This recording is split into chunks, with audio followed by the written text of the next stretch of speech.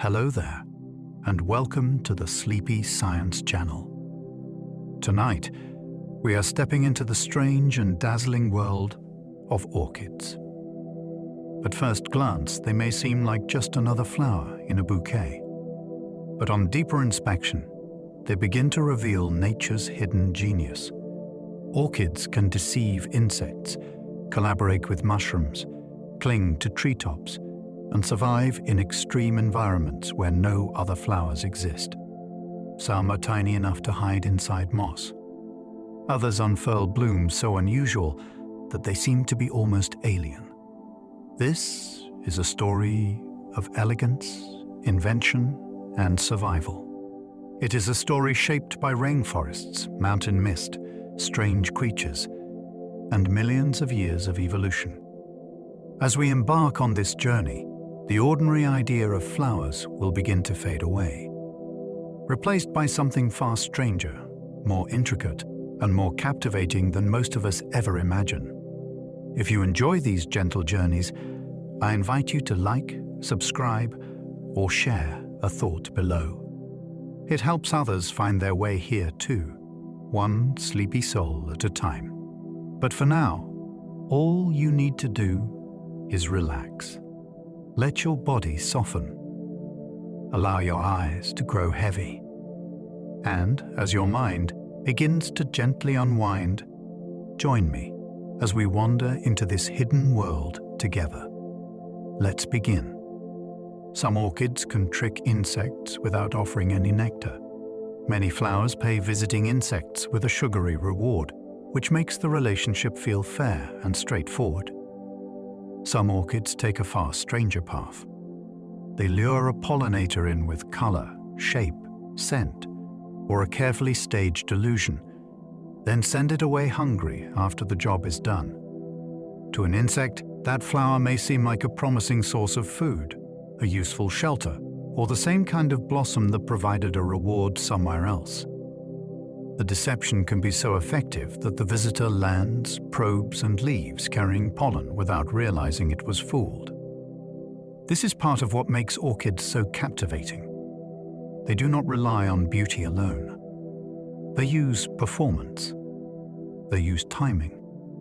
They use misdirection. In a meadow or forest, an orchid may be running a quiet confidence trick in plain sight. That turns a simple bloom into something much more dramatic, almost like a living puzzle shaped by evolutionary pressure. Vanilla comes from the seed pods of an orchid. One of the most familiar flavors in the world begins with a climbing orchid that would look perfectly at home in a tropical forest. Vanilla does not come from a tree, a bean bush, or a spice shrub. It comes from a vine with pale flowers that open for only a short time. If pollination succeeds, the plant produces long green pods, which people often call beans, even though they are not true beans at all. Inside those pods are countless tiny seeds, surrounded by aromatic compounds that develop into the scent and flavor so many desserts depend on. That means ice cream, cakes, custards, and sweet drinks all carry a hidden orchid story. Once you know that, vanilla feels less ordinary. It becomes a reminder that one of the world's most beloved tastes comes from a flower family famous for mystery and extravagance. Even in a simple kitchen cupboard, the orchid world has already found its way in. Orchid seeds are so tiny they can drift like dust. If you split open an orchid pod, what spills out does not look like a pile of sturdy seeds ready for planting. It can look more like pale powder, almost too insubstantial to belong to a flowering plant at all. Individual seeds are so small and light that air currents can carry them far from the parent plant. A single pod may release an immense cloud of possibility, scattering future orchids across bark, leaf litter, moss, or open ground. Yet there is a catch hidden inside that abundance. These seeds carry almost no stored food, which means they begin life in an unusually precarious state. They are built for travel, not comfort. Instead of packing a lunch for the journey, they rely on landing in just the right place, under just the right conditions. That combination of extreme smallness and extreme risk makes their story astonishing. An orchid can cast its hopes into the wind by the million, and only a few may find a way forward. Some orchids look uncannily like bees, flies, or wasps. At first glance, a few of these flowers can seem less like plants and more like tiny creatures paused in the middle of some secret performance. Petals may resemble wings. A patterned lip may suggest the body of an insect. Soft textures and precise colors can make the illusion feel unexpectedly convincing, especially to the animals the flower is trying to influence. To human eyes, it is already startling. To an insect guided by instinct, scent, and shape, it can be persuasive enough to trigger a response. This is where orchids begin to feel almost theatrical. They do not merely bloom, they imitate. They borrow the look of living things and turn petals into visual bait. That imitation is not random decoration. It can shape who visits, how they move, and whether pollination happens at all. In some species, the resemblance is so strange and specific that it is hard not to feel a little amazed that natural selection can sculpt a flower into something so eerily familiar. Orchids grow on every continent except Antarctica. That global spread is one reason orchids are so remarkable. They are not just tropical curiosities confined to steamy jungles and collector greenhouses. They appear across an astonishing sweep of the planet, from equatorial forests to temperate meadows and mountain regions where winters bite hard. You can find them in the Americas, Africa, Asia, Europe, and Australia, each place shaping its own forms and strategies. Some cling to trunks in humid air. Others rise from cool ground among grasses or woodland leaves. This broad reach shows that orchids are not delicate in any simple way. They can be highly specialized, yet as a family, they are also deeply adaptable. Antarctica stands apart because the conditions are too severe for them, but almost everywhere else they have found opportunities. That changes the scale of the story. Orchids are not a narrow botanical niche. They are a worldwide phenomenon, woven into ecosystems across the globe, often hidden in places people pass without ever noticing. Many orchids cannot even sprout without the help of fungi. For many plants, a seed contains enough stored food to push out those first hopeful structures on its own. Many orchids begin with far less independence. Their seeds are so minimal that they often need a fungal partner to help them start life at all. In the soil, or in damp organic matter on bark, the right fungus can enter the seed and supply nutrients that the tiny embryo cannot access by itself. Without that early assistance, germination may never happen. It is a startling arrangement because it means the beginning of an orchid's life is not simply a private triumph of seed and sunlight. It is a partnership, intimate and mostly invisible. Beneath the beauty people admire, there is dependence and exchange. A bloom that later looks self-possessed and extravagant may have owed its first fragile steps to another organism hidden from view. That hidden alliance makes the orchid world feel deeper and stranger, as though part of its true story is always happening underground. One orchid can produce millions of seeds from a single pod. That number sounds almost excessive, until you remember how uncertain an orchid's early life can be. By producing a vast quantity of tiny seeds, a plant dramatically increases the odds that at least a few will land where survival is possible. It is a strategy built on scale rather than certainty. Instead of investing heavily in a small number of robust offspring, the plant releases an enormous multitude and lets chance, wind, moisture, microbes, and habitat decide the rest. There is something awe-inspiring about that gamble. One successful flower can become a storm of potential, each speck carrying the outline of a future plant. Most will not make it. That is part of the design.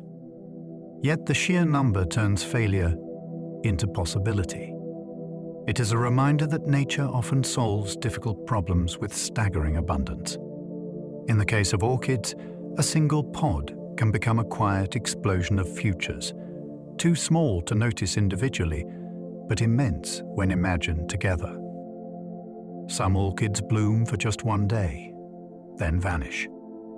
There is something almost unreal about a flower that spends months or years preparing for a display so brief that a person could miss it between breakfast and bedtime. Yet some orchids do exactly that. A bud opens, reveals a bloom at full intensity, and then the show is over with astonishing speed. This fleeting schedule can make the event feel precious, but it also serves practical purposes. A short bloom can align with a narrow window of pollinator activity, favorable weather, or the plant's own limited resources. The result is a kind of botanical urgency. A flower does not always need to last. It needs to succeed at the right moment. That transforms the experience of seeing one. You are not just looking at a pretty blossom. You are witnessing a timed event at the end of a long preparation. In that sense, a brief orchid bloom can feel less like decoration and more like an appearance, sudden and exact, and gone again. Orchid flowers evolved into some of nature's most elaborate traps. Not every orchid invites a visitor in and lets it leave in a simple, straightforward way. Some flowers guide insects with narrow passages, slippery surfaces, or carefully placed barriers that control where the animal can go. The visitor enters expecting food, shelter, or some other benefit, then finds itself funneled along a route that serves the plant's needs first. In some species, the path inward is easy, while the path out is highly restricted. That matters because pollen has to be attached to a very particular part of the body, or picked up from a very particular location, for the whole mechanism to work. These flowers are not traps in the dramatic sense of a snapping jaw.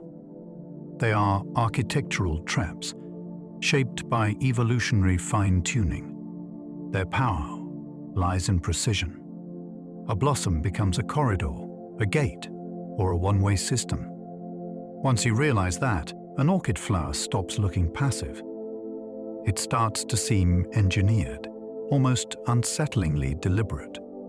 The world's smallest orchids can fit on your fingertip. Some of the tiniest members of this family are so small that a person could overlook them, even while staring directly at them.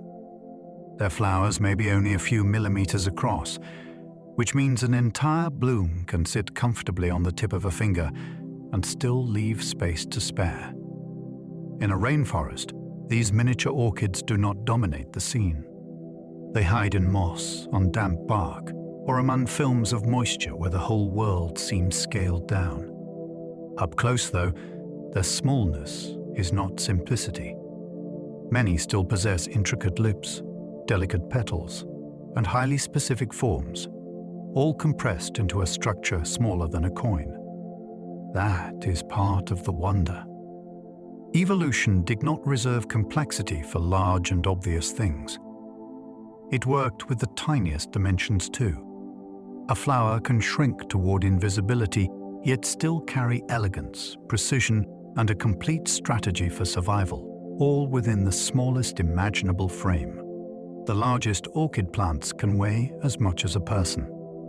At the other extreme, some orchids become so large and heavy that they overturn every delicate stereotype attached to the group. Instead of a modest houseplant sitting politely on a windowsill, imagine a vast mass of stems, roots, and leaves building over the years into something dense enough to rival the weight of an adult human. These giants may spread across tree trunks or cultivated supports in thick clumps that seem closer to living architecture than to anything fragile. Their roots tangle and thicken. Their stems multiply.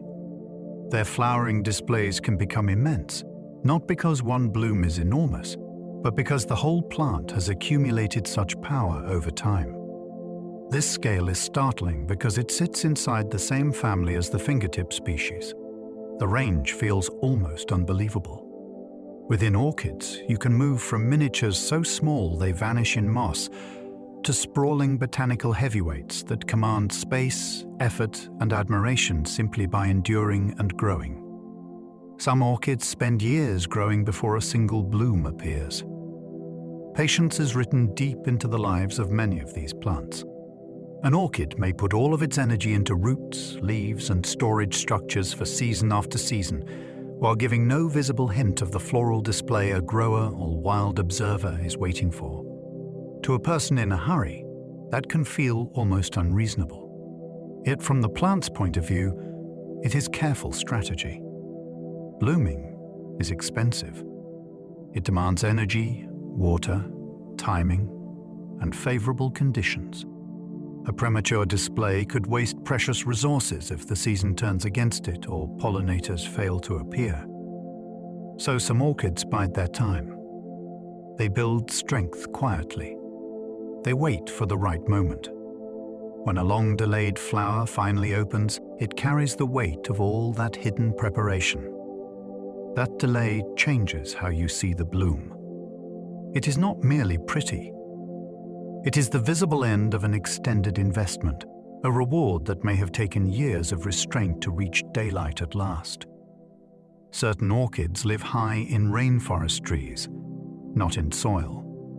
Many people imagine a flower as something rooted firmly in the ground, drawing life from earth beneath it. In tropical forests, that expectation falls apart. Countless orchids live perched on branches and trunks high above the forest floor, where light is stronger and air moves freely through the canopy. These plants are not parasites draining the tree. They use it as a place to live, almost like tenants taking up residence in an elevated neighborhood built of bark, rain, and drifting debris. Water arrives in bursts from storms, mist, and humid air. Nutrients may come from decaying leaves, dust, and organic scraps caught in crevices. It is a precarious address, exposed and vertical, yet orchids have made it work on a grand scale. Looking up into a rainforest canopy, you are not just seeing branches and leaves. You are seeing suspended gardens where flowers have left the ground behind and claimed a world in midair. Others grow directly from rocks in places that seem almost barren. Some orchids choose landscapes that look, at first glance, almost hostile to plant life. They anchor themselves into cracks in stone, where there is little obvious soil and where sun, wind, and rapid drying can make survival look improbable. These are not lush, forgiving environments. Water may arrive only briefly before running away. Nutrients are scarce. Temperatures can swing sharply across the day. Yet orchids find footholds in seams, pockets, and rough surfaces where a little moisture lingers just long enough. Over time, roots explore the rock face with astonishing persistence, turning a hard and unforgiving wall into a place where life can hold on. There is something deeply compelling about that image. A flower associated with refinement and beauty is also capable of living where the world seems stripped down to stone and weather. It reminds you that elegance in nature is not always softness. Sometimes it is endurance shaped into bloom. Some orchids survive in cool mountain mist near the snowline. Not all orchids belong to hot and steamy places. Some live in high mountain regions where clouds drag across the slopes, temperatures stay low, and snow may lie surprisingly close by.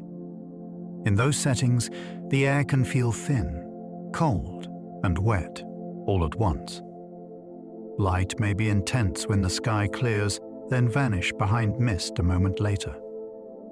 For a plant, it is a demanding world of exposure and fluctuation.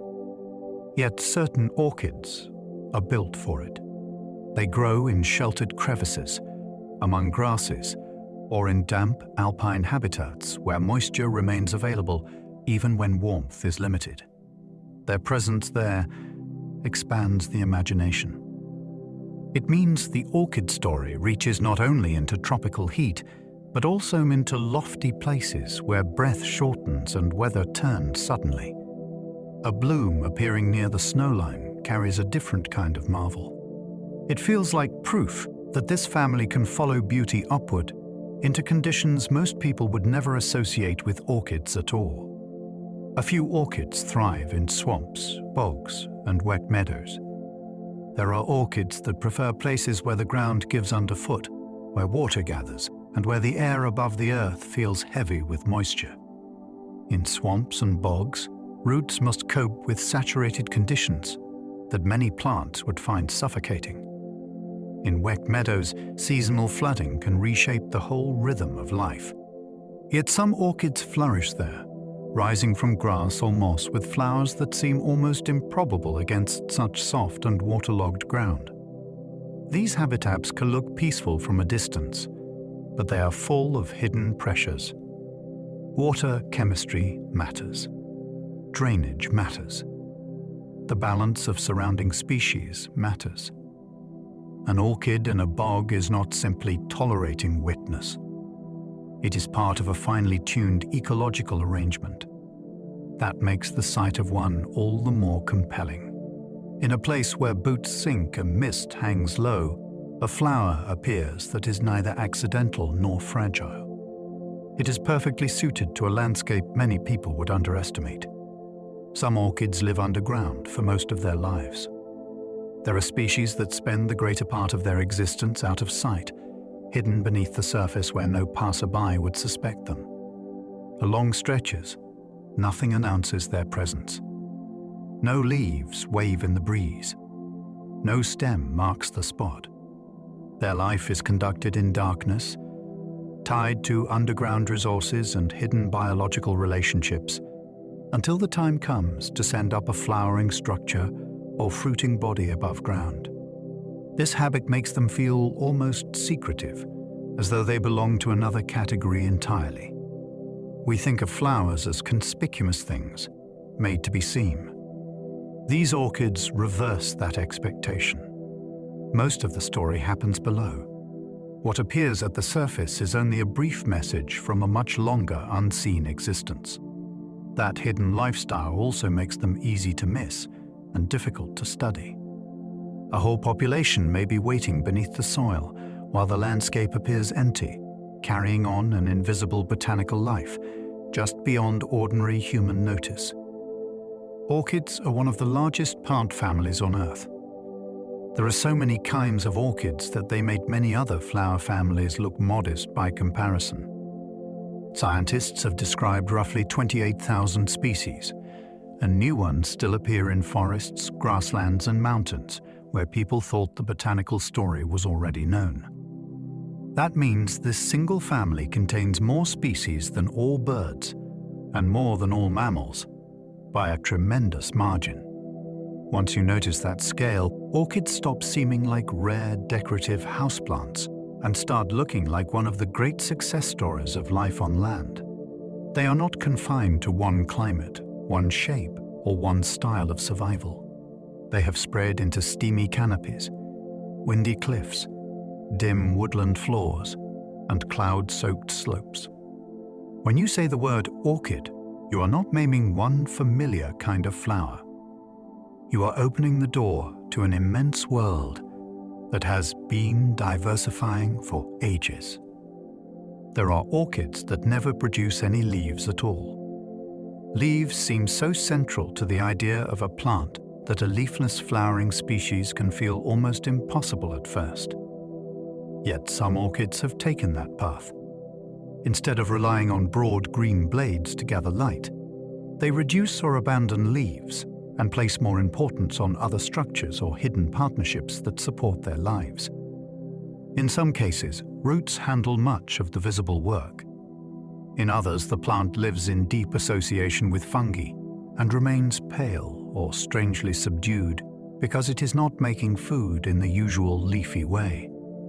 The result is an orchid that looks uncanny, almost unfinished, as if it has stepped outside the normal rules of botany.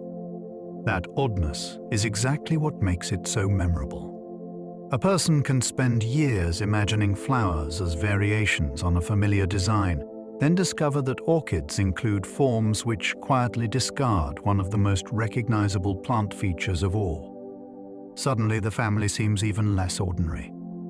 Some orchids live as quiet climbers on tree branches. While many orchids perch in place, some take on a more wandering life and move outward along supports as they grow. They creep or climb through the branching structure of trees, using the elevated framework to reach light and space in crowded habitats. This gives them a very different presence from compact species that stay in one tight cluster. A climbing orchid can trace a path through the canopy, extending itself over time like a living line drawn across bark and wood. That growth habit changes the rhythm of the plant. It is not just settling into a perch. It is exploring. It is advancing. Each new section can root, leaf out, and prepare future blooms farther along the branch. In a forest, that means the plant becomes part of the architecture around it, almost weaving itself into the tree's shape. Once you picture that, the orchid world feels more dynamic. Some members are not static ornaments at all. They are slow botanical travelers. Orchid roots can photosynthesize when exposed to the light. Most people think of roots as hidden organs that stay underground, pale and invisible, while leaves do the visible work of gathering light. Many orchids overturn that expectation completely. Their roots may spill over pots, creep across bark, or hang in the open air where sunlight can reach them directly. When that happens, the roots themselves can help make food for the plant. Green tissue beneath the outer surface contains chlorophyll, which means these roots are not merely anchors or drinking straws. They are part of the energy system. This gives the whole plant a different character. It is as if the line between root and leaf has become more fluid. In bright tropical habitats, that flexibility is a real advantage.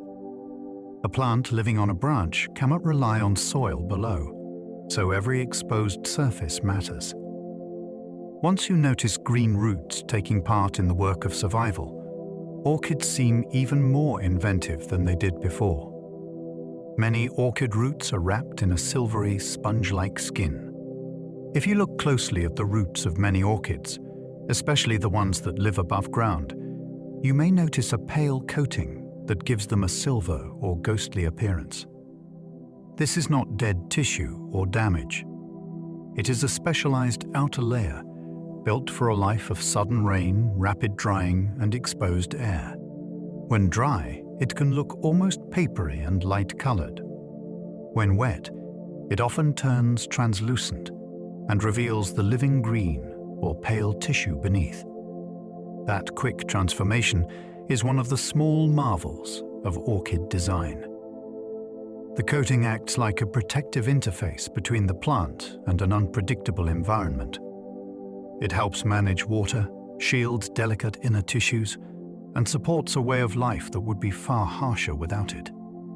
A root covered in that strange pale sheath does not look like a conventional root at all. It looks adapted, weather-wise, and almost engineered for the treetops. That strange outer root layer can drink water in seconds. In the canopy, rain does not always linger. A tropical downpour may soak a branch for a brief spell, then vanish into heat and moving air.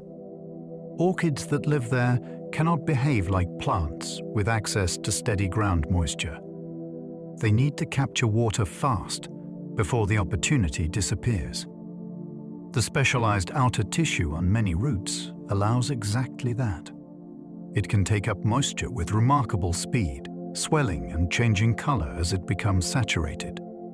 What looked dry and silvery a moment ago may suddenly appear darker and more alive, as though the root has awakened. That speed matters because the plant may only have minutes to benefit from a passing shower, dripping fog, or overnight condensation. It is an elegant solution to a difficult problem. These orchids are not waiting beside a dependable reservoir. They are living in a world of brief chances, and their roots are designed to seize each one almost the instant it arrives. Some orchid roots grip bark so tightly they seem glued on. A tree branch in the wild is not a calm and reliable surface. It sways in wind, dries in heat, and sheds water quickly after rain. For an orchid living there, attachment is not a minor detail. It is the difference between staying in the light and falling to the forest floor.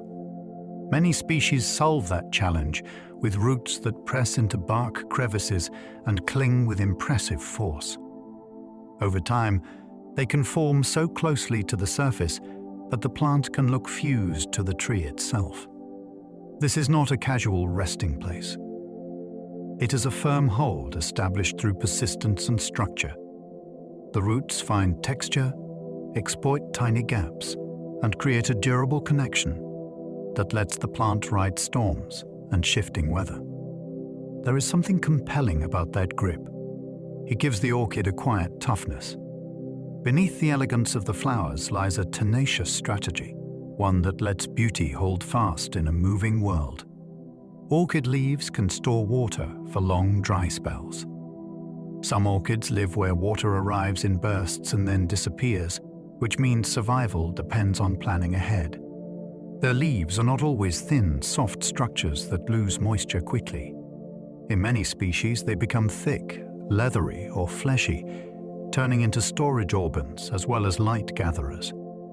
That extra body gives the plant a reserve it can draw upon when days turn hot and rain fails to return. A leaf in such a plant is not only a surface for sunlight. It is a quiet insurance policy. You can often see this adaptation with the eye alone. The foliage looks substantial, almost deliberate in its solidity, as though the plant expects hardship and has prepared for it. This changes the way drought is experienced. The orchid does not immediately collapse at the first sign of dryness. It enters the lean period with savings already in place. Even the leaves become part of a strategy built around patience and endurance. Many orchids also store water in swollen stems called pseudobulbs. Some orchids carry their reserves in structures that look like little green flasks lined up along the plant. These swollen stems act as storage organs, holding water and nutrients that can support the orchid when conditions become less generous. Depending on the species, they may be round, flattened, canna-like, or oddly sculpted, which gives different orchids very different silhouettes even before a flower appears. Their presence tells a story about the habitats these plants come from. In places where moisture can be abundant one week and scarce the next, storing supplies inside the body is a brilliant solution. The plant can gather when times are good, then live more calmly when the weather shifts against it. This also gives the orchid a sense of continuity across seasons. A flowering display may fade, but the swollen stem remains as a record of past abundance and a source of future resilience. It is survival made visible in the plant's architecture. Some orchids survive drought by slowing their growth dramatically. When conditions become dry, not every plant responds by pushing harder. Some orchids do the opposite. They reduce their pace, ease back on active growth, and enter a more cautious mode that conserves precious resources. New roots may pause. Fresh leaves may wait. Even the overall look of the plant can become stiller, as though it has shifted into a lower gear. This is not weakness. It is strategy. Growth demands water, energy, and risk. By delaying expansion until conditions improve, the plant protects what it already has. In a habitat where dry periods are expected, that restraint can make all the difference. It is easy to admire rapid growth, but there is another kind of intelligence in knowing when not to grow. Orchids reveal that beautifully. They do not always race toward the future. Sometimes they survive by becoming deliberate, patient, and almost motionless, enduring the harsh interval until the world becomes generous again. A few orchids can drop into dormancy and wait for rain. Some species take patience even further and pass through part of the year in a state that feels almost suspended. Leaves may yellow and fall. Visible growth may disappear or shrink back so thoroughly that the plant seems to have retreated from the world. To an untrained eye, it can look finished. In truth, it is waiting. Hidden tissues remain alive, holding the memory of the plant until rain, humidity, or a seasonal shift signals that it is time to begin again. This rhythm is astonishing because it means an orchid can temporarily step out of view without truly leaving the landscape. Life is still there, only folded inward. When moisture finally returns, new growth emerges with a sense of renewal that can feel almost theatrical. The contrast is powerful. A plant that looked lost comes back with energy stored in silence. In this way, dormancy is not absence. It is a strategic pause written into the orchid's calendar. Some orchid roots form hanging curtains beneath tropical branches. In humid forests, certain orchids produce so many long aerial roots that they begin to dangle in loose sheets beneath the branches that support them. Seen from below, the effect can be extraordinary. What first looks like a tangle may resolve into a pale curtain, swaying softly with air movement and catching droplets from mist or rain. These roots do more than create spectacle.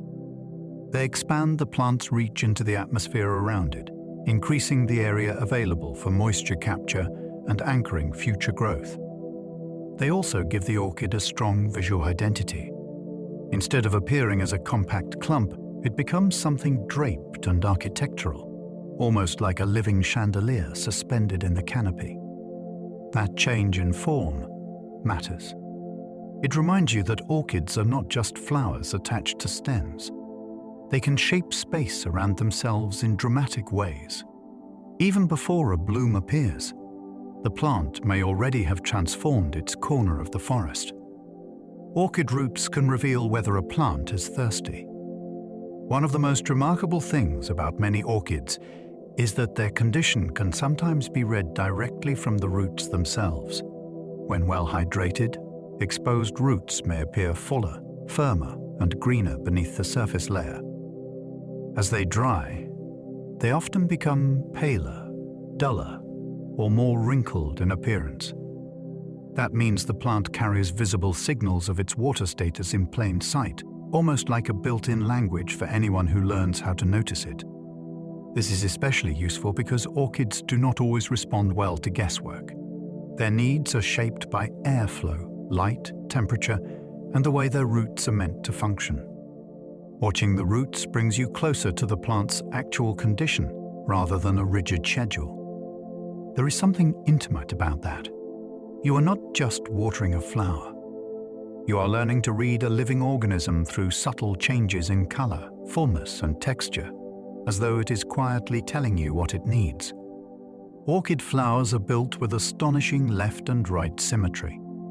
If you imagine drawing a line straight down the middle of many orchid flowers, the two sides often mirror each other with remarkable precision.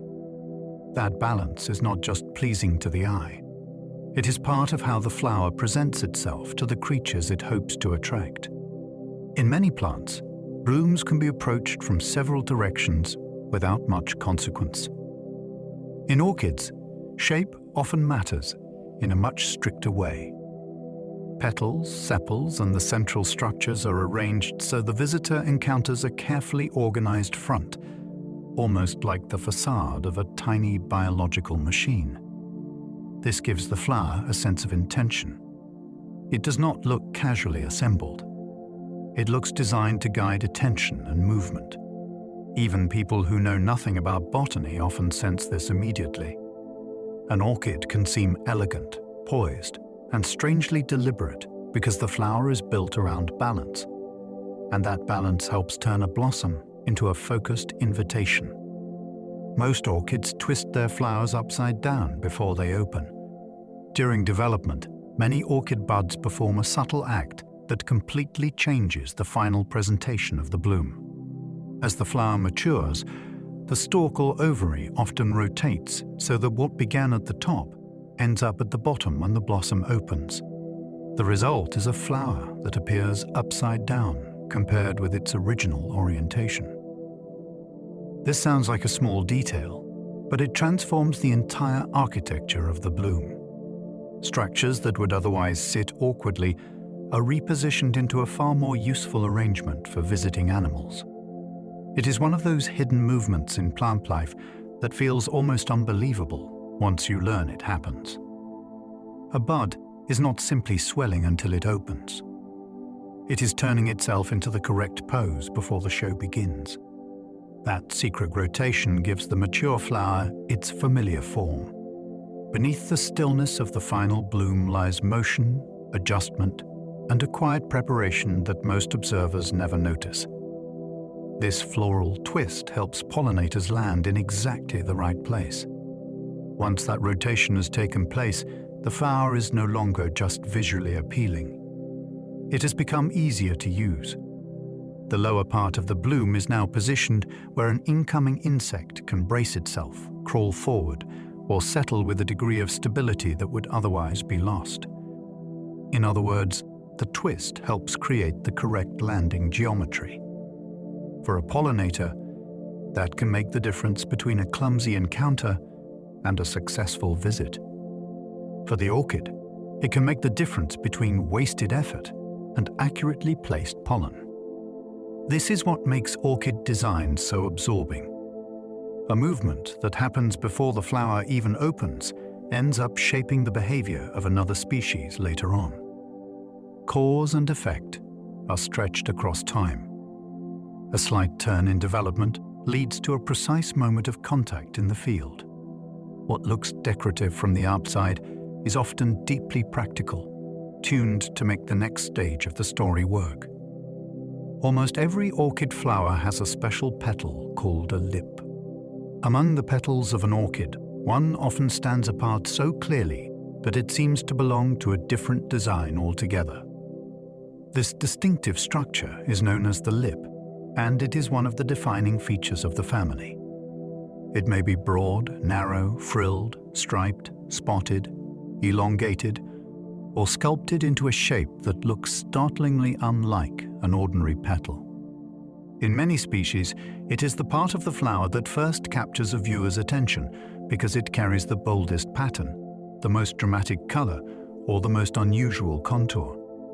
That visual prominence is no accident. The lip often serves as the focal point of the bloom, the place where attraction, guidance, and interaction come together.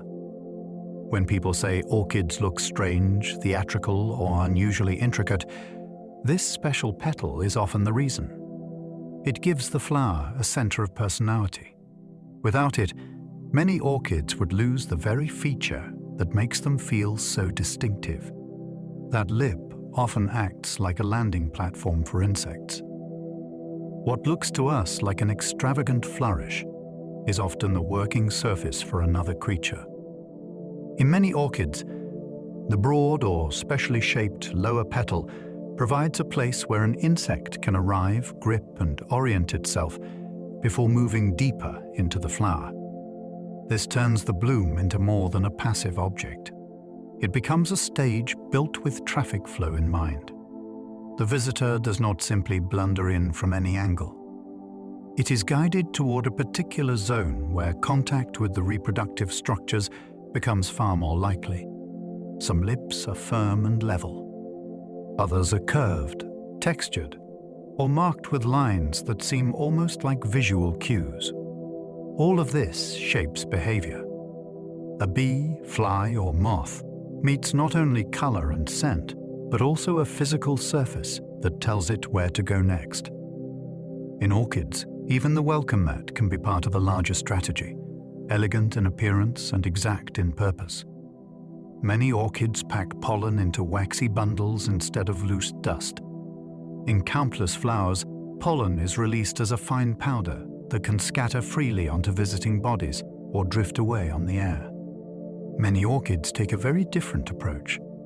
Instead of loose grains being brushed here and there, the pollen is gathered into compact masses that hold together like tiny packages. This changes the whole logic of pollination. Rather than dusting a visitor broadly and hoping for the best, the flower prepares a more concentrated transfer.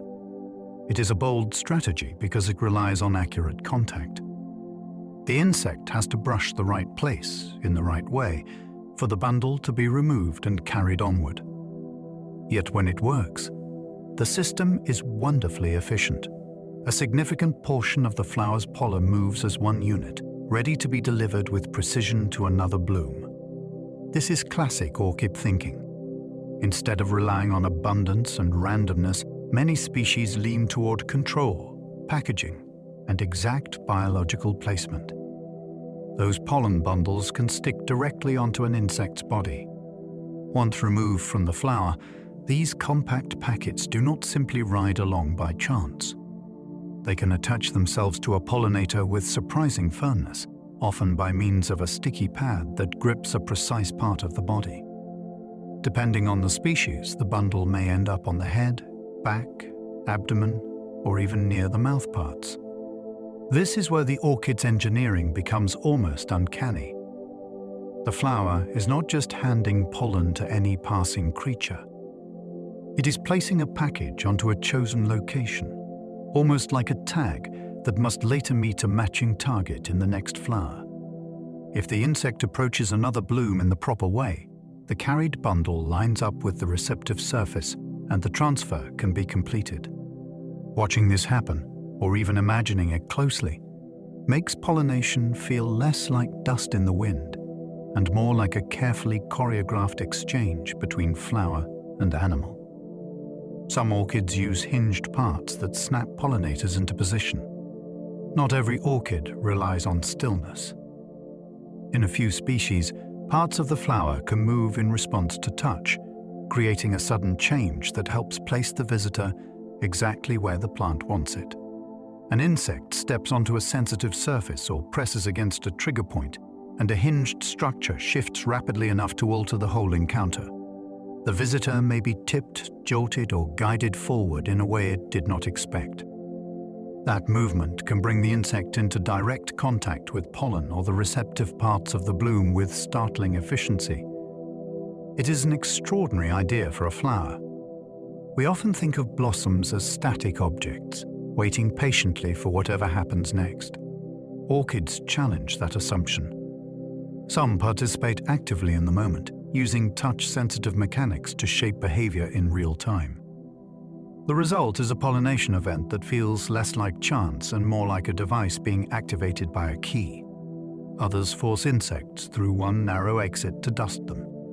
In some orchid flowers, entering is not the difficult part. The real challenge begins once the insect is inside and tries to leave. The interior may be shaped so that easy escape is blocked, while one particular route remains open.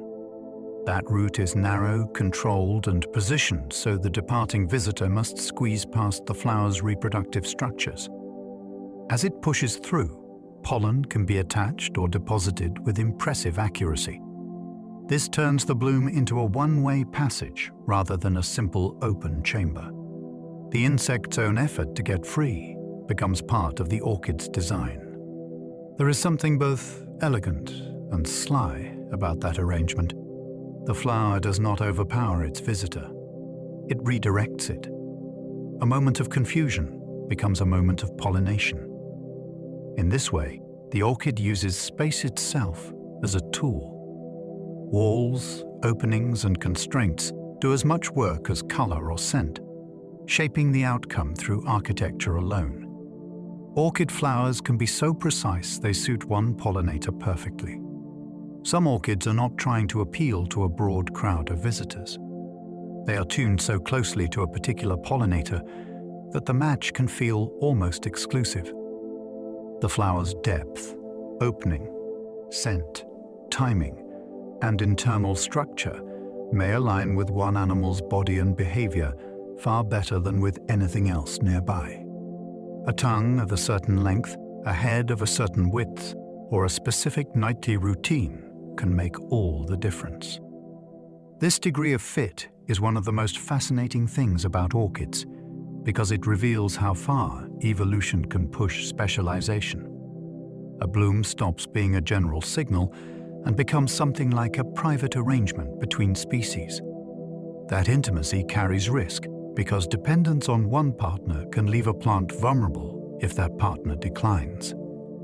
Yet it also produces some of the most extraordinary designs in the natural world. Precision becomes beauty, and beauty becomes an ecological relationship shaped almost to perfection. Some orchids imitate female insects in shape, scent, and texture. Among the strangest strategies in the orchid world is the decision not merely to attract an insect, but to impersonate one. In some species, the flower takes on the appearance of a female insect with unsettling precision. Its shape may suggest a body. Its surface may feel velvety or plush in ways that echo an insect's exterior. Most astonishing of all, it can release chemical signals that resemble the scent produced by a receptive female. To a passing male, this is not just a flower in the grass. It can register as a living possibility.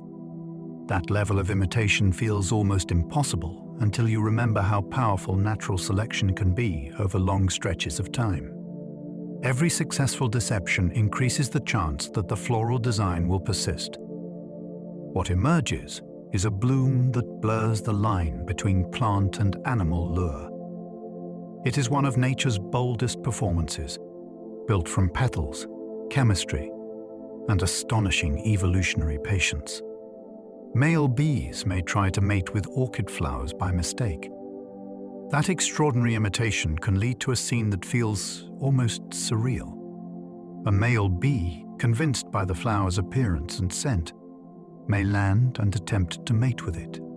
This behavior is sometimes called pseudo-copulation, though the word hardly captures how strange the moment really is. The insect is not casually investigating. It is responding with full instinctive commitment to a signal that has been expertly forged. In struggling, pressing, and repositioning itself against the bloom, it may pick up or deposit pollen without ever receiving the encounter it expected. The orchid has effectively hijacked a reproductive impulse and turned it into transport. There is something both elegant and startling about that. Instead of offering food, the flower exploits one of the most powerful drives in animal life. It does not need to overpower the bee. It only needs to persuade it for a few crucial seconds. Those seconds are enough to keep the plant's lineage moving forward. Some orchids smell like rotting meat to attract flies. Beauty in orchids is not always sweet, delicate, or conventionally lovely. Some species go in the opposite direction and produce odors that people often find revolting. The smell can resemble decaying flesh, damp carrion, or other forms of biological breakdown. To us, that seems like an awful advertisement. To certain flies, it is a powerful invitation. These insects are drawn to places where they expect to feed, lay eggs, or find useful organic matter, and the orchid taps into that attraction with remarkable precision. A person approaching such a flower may recoil. A fly may arrive exactly as intended. This reminds you that pollination is not about pleasing human senses. It is about reaching the right audience by whatever means works. In that light, the unpleasant scent becomes deeply impressive. The orchid is not failing at fragrance. It is speaking a different language, one perfectly tuned to the instincts of the creatures it needs. Others smell sweet only at the exact hour pollinators arrive. Some orchids do not waste their perfume on the empty air. Instead, they release fragrance in a schedule so well timed that the scent intensifies when the right pollinators are most likely to be active. This means a flower can remain relatively modest for much of the day, then suddenly become aromatic during a narrow window that matters most. That timing is astonishing because it shows how closely the plant's biology can be linked to the daily routines of another species. A flower is not just colorful or scented in a general way. It is running on a clock. When the pollinator's hour arrives, the message is sent. Before or after, the bloom may stay far quieter. This selective release likely helps conserve resources while also sharpening the signal when it counts. The result is a kind of botanical punctuality. The orchid does not simply hope to be noticed. It speaks at the moment its chosen listener is passing by. A few orchids release fragrance only after sunset. As daylight fades and many flowers fall quiet, some orchids begin a different phase of their performance. Their fragrance emerges in the evening or deepens after dark, when the air cools and night-active pollinators begin to move. In daylight, such a bloom may seem almost restrained. By night, it becomes communicative. This shift changes the emotional feel of the flower entirely. It is no longer part of the bright daytime chorus of color and scent. It belongs to the evening world, where smell can travel through darkness long before a pollinator sees the bloom itself. That timing is a reminder that many important biological encounters happen while people are sleeping. Forests, gardens, and tropical edges can host quiet nocturnal dramas led by flowers that wait until sunset to make themselves known. An orchid that perfumes the night feels mysterious for good reason. Its true audience arrives under dim skies, and it has evolved to greet that audience on time. Night-blooming orchids often rely on moths with very long tongues. Many moth-pollinated orchids are built for visitors that do not hover over blossoms casually, but approach with specialized mouthparts capable of reaching deep into narrow floral tubes. A long-tongued moth can access nectar that shorter-tongued insects cannot reach, which immediately narrows the field of possible partners. This creates a fascinating match between anatomy and architecture. The flower can hide its reward at the far end of a long passage, ensuring that only a certain kind of visitor can get to it. As the moth feeds, its head or body brushes the structures needed for pollen transfer. In darkness, scent guides the approach, but shape determines success. There is something magical about this invisible fit between a moth moving through the night and a flower waiting in stillness. One has evolved a feeding instrument of extraordinary reach. The other has evolved a floral depth that makes use of it. Together, they form a partnership that feels almost secret. Some orchids offer real nectar, but many are expert deceivers. Across the orchid family, there is no single rule about honesty. Some species genuinely reward visitors with nectar and take part in a straightforward exchange. A pollinator arrives, feeds, and in the process carries pollen onward. Other species have discovered that they can get the same transport without paying the same price. They advertise food, imply food, or resemble flowers that usually provide food, yet offer nothing when the visitor arrives. This contrast is part of what makes orchids so endlessly compelling. Within one family, you find both cooperation and trickery. Some blooms operate like open shops. Others behave more like elaborate stage sets. A pollinator cannot always know which kind of encounter it is entering until it has already committed. For the orchid, that uncertainty can be useful. Deception saves resources that would otherwise go into producing nectar. It is a risky approach, but when it succeeds, the plant gains an advantage by manipulating expectation rather than fulfilling it. Certain orchids trick pollinators with the promise of shelter. Food is not the only thing an insect may seek from a flower. Some are also looking for a place to hide from weather, escape danger, or settle for a period of rest. Certain orchids exploit that need by shaping their blooms like inviting chambers or protected spaces. To a small animal, the flower may appear to offer a convenient refuge.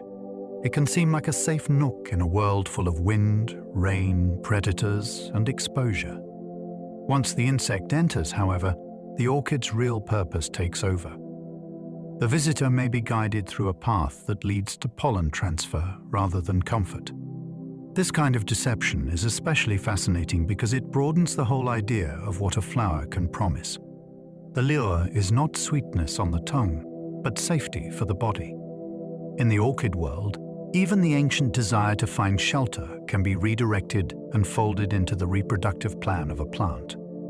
Others mimic rewarding flowers while secretly offering nothing at all. Some orchids succeed not by imitating insects, but by imitating other flowers. They borrow visual signals that pollinators have already learned to associate with a good reward. Color, shape, and general presentation may resemble nectar-producing neighbors closely enough that a passing insect assumes the same payoff awaits here as well.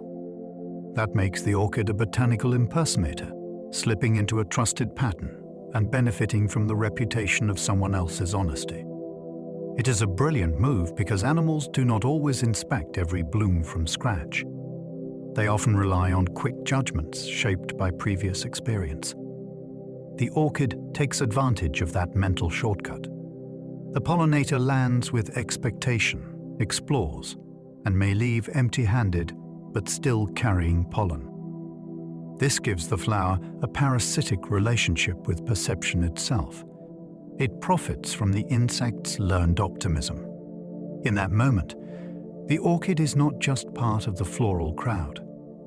It is a counterfeit tucked among the genuine articles. One pollination visit can succeed or fail with astonishing precision. In many orchids, everything depends on a narrow sequence of movements going exactly right. A visitor may arrive at the correct flower on the correct day, drawn by the correct scent, yet still leave without completing the plant's purpose if its body angle is wrong or its path through the bloom is slightly off. That level of precision makes each encounter feel almost suspenseful. Success is possible, but it is never guaranteed. The flower may be built so specifically that only one posture or one root allows the pollen to meet the right structure. A slight misstep can mean the difference between reproduction and nothing at all. This is what gives orchids such dramatic tension. Their beauty often hides a system with little room for error. The stakes are high because the mechanism is refined. When it works, the result seems elegant and effortless. When it fails, the whole opportunity may vanish until the next visitor arrives, if one arrives at all. Darwin predicted an orchid pollinator before anyone had seen it. In the 19th century, Charles Darwin examined a Madagascar orchid whose structure seemed to point toward an animal that nobody had yet documented. Rather than treating the flower as a curiosity, he read it like evidence. The bloom possessed a nectar spur of such unusual depth that any successful pollinator would need an extraordinarily long feeding organ to reach the reward. From the flower alone, he inferred the existence of a matching creature. That is what makes this episode so memorable. It was not a lucky guess in the ordinary sense. It was a prediction drawn from anatomy, function, and the logic of natural selection. A flower became a clue to an unseen animal. That idea still feels thrilling because it shows how much biological history can be hidden inside form. The orchid was not merely beautiful. It was a message from evolution, and Darwin understood that the message pointed outward to another species waiting to be found. He studied a flower with a nectar tube of extraordinary length. The orchid at the heart of this story was Angraecum sesquipedale, a star-shaped species from Madagascar with a nectar-bearing spur that astonished anyone who saw it. That long tube was not a decorative flourish. It created a very specific challenge. Nectar sat deep within the structure, far beyond the reach of ordinary insects. To feed successfully, a pollinator would need a tongue long enough to reach the hidden reward, while also brushing the flower in the right way. Darwin recognized that the length of the spur was not meaningless excess. It was part of the functional relationship. The flower had been shaped in response to some equally remarkable partner. This is one of the most captivating things about orchids. A single structure can hold a whole mystery inside it. Looking at that unusual blossom, Darwin was not simply admiring rarity. He was confronting a biological question written in living form. Years later, a matching moth was finally discovered. The remarkable insect that seemed to exist only as a prediction did, in time, come into view. A hawk moth with an exceptionally long proboscis was later identified as the pollinator capable of reaching the nectar deep inside Darwin's orchid. The match was so striking that it gave the earlier inference lasting scientific drama. Here was the animal the flower appeared to demand. Its feeding organ was long enough to access what most visitors could not, and in doing so, it could carry out the pollination the orchid required. The story endures because it feels like a natural history detective case that resolved across decades. A flower posed the riddle. Careful reasoning proposed the answer. Later, evidence confirmed that the answer was real. Even now, that sequence has an almost cinematic quality. It reminds us that in biology, extreme structures are often not accidents. They can be signs of hidden partners and relationships that wait patiently to be discovered.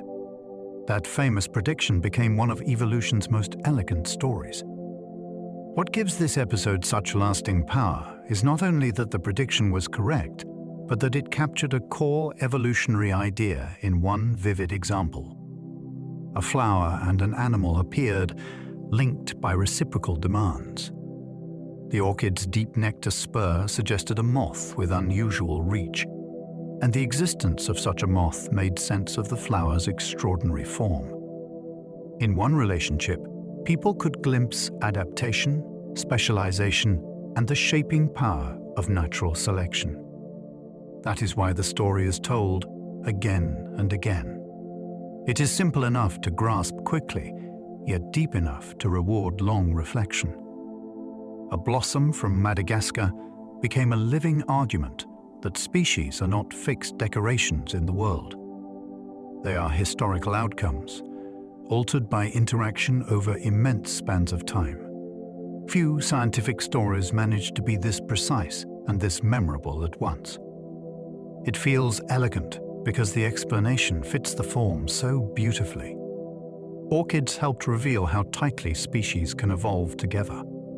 Across the orchid family, pollination often depends on highly specific signals, timings, and structures, which makes these flowers powerful examples of close evolutionary partnership. Researchers have long used orchids to explore how floral traits and pollinator behavior influence one another, because the links can be unusually clear.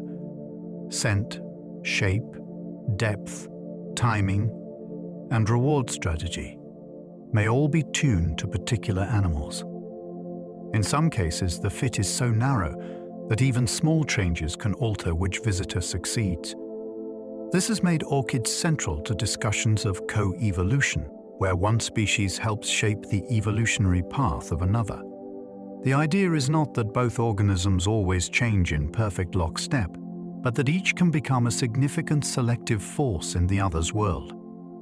Orchids dramatize that possibility beautifully. A flower does not just sit in an ecosystem waiting to be noticed. It can become an active participant in a long biological conversation with the creatures around it.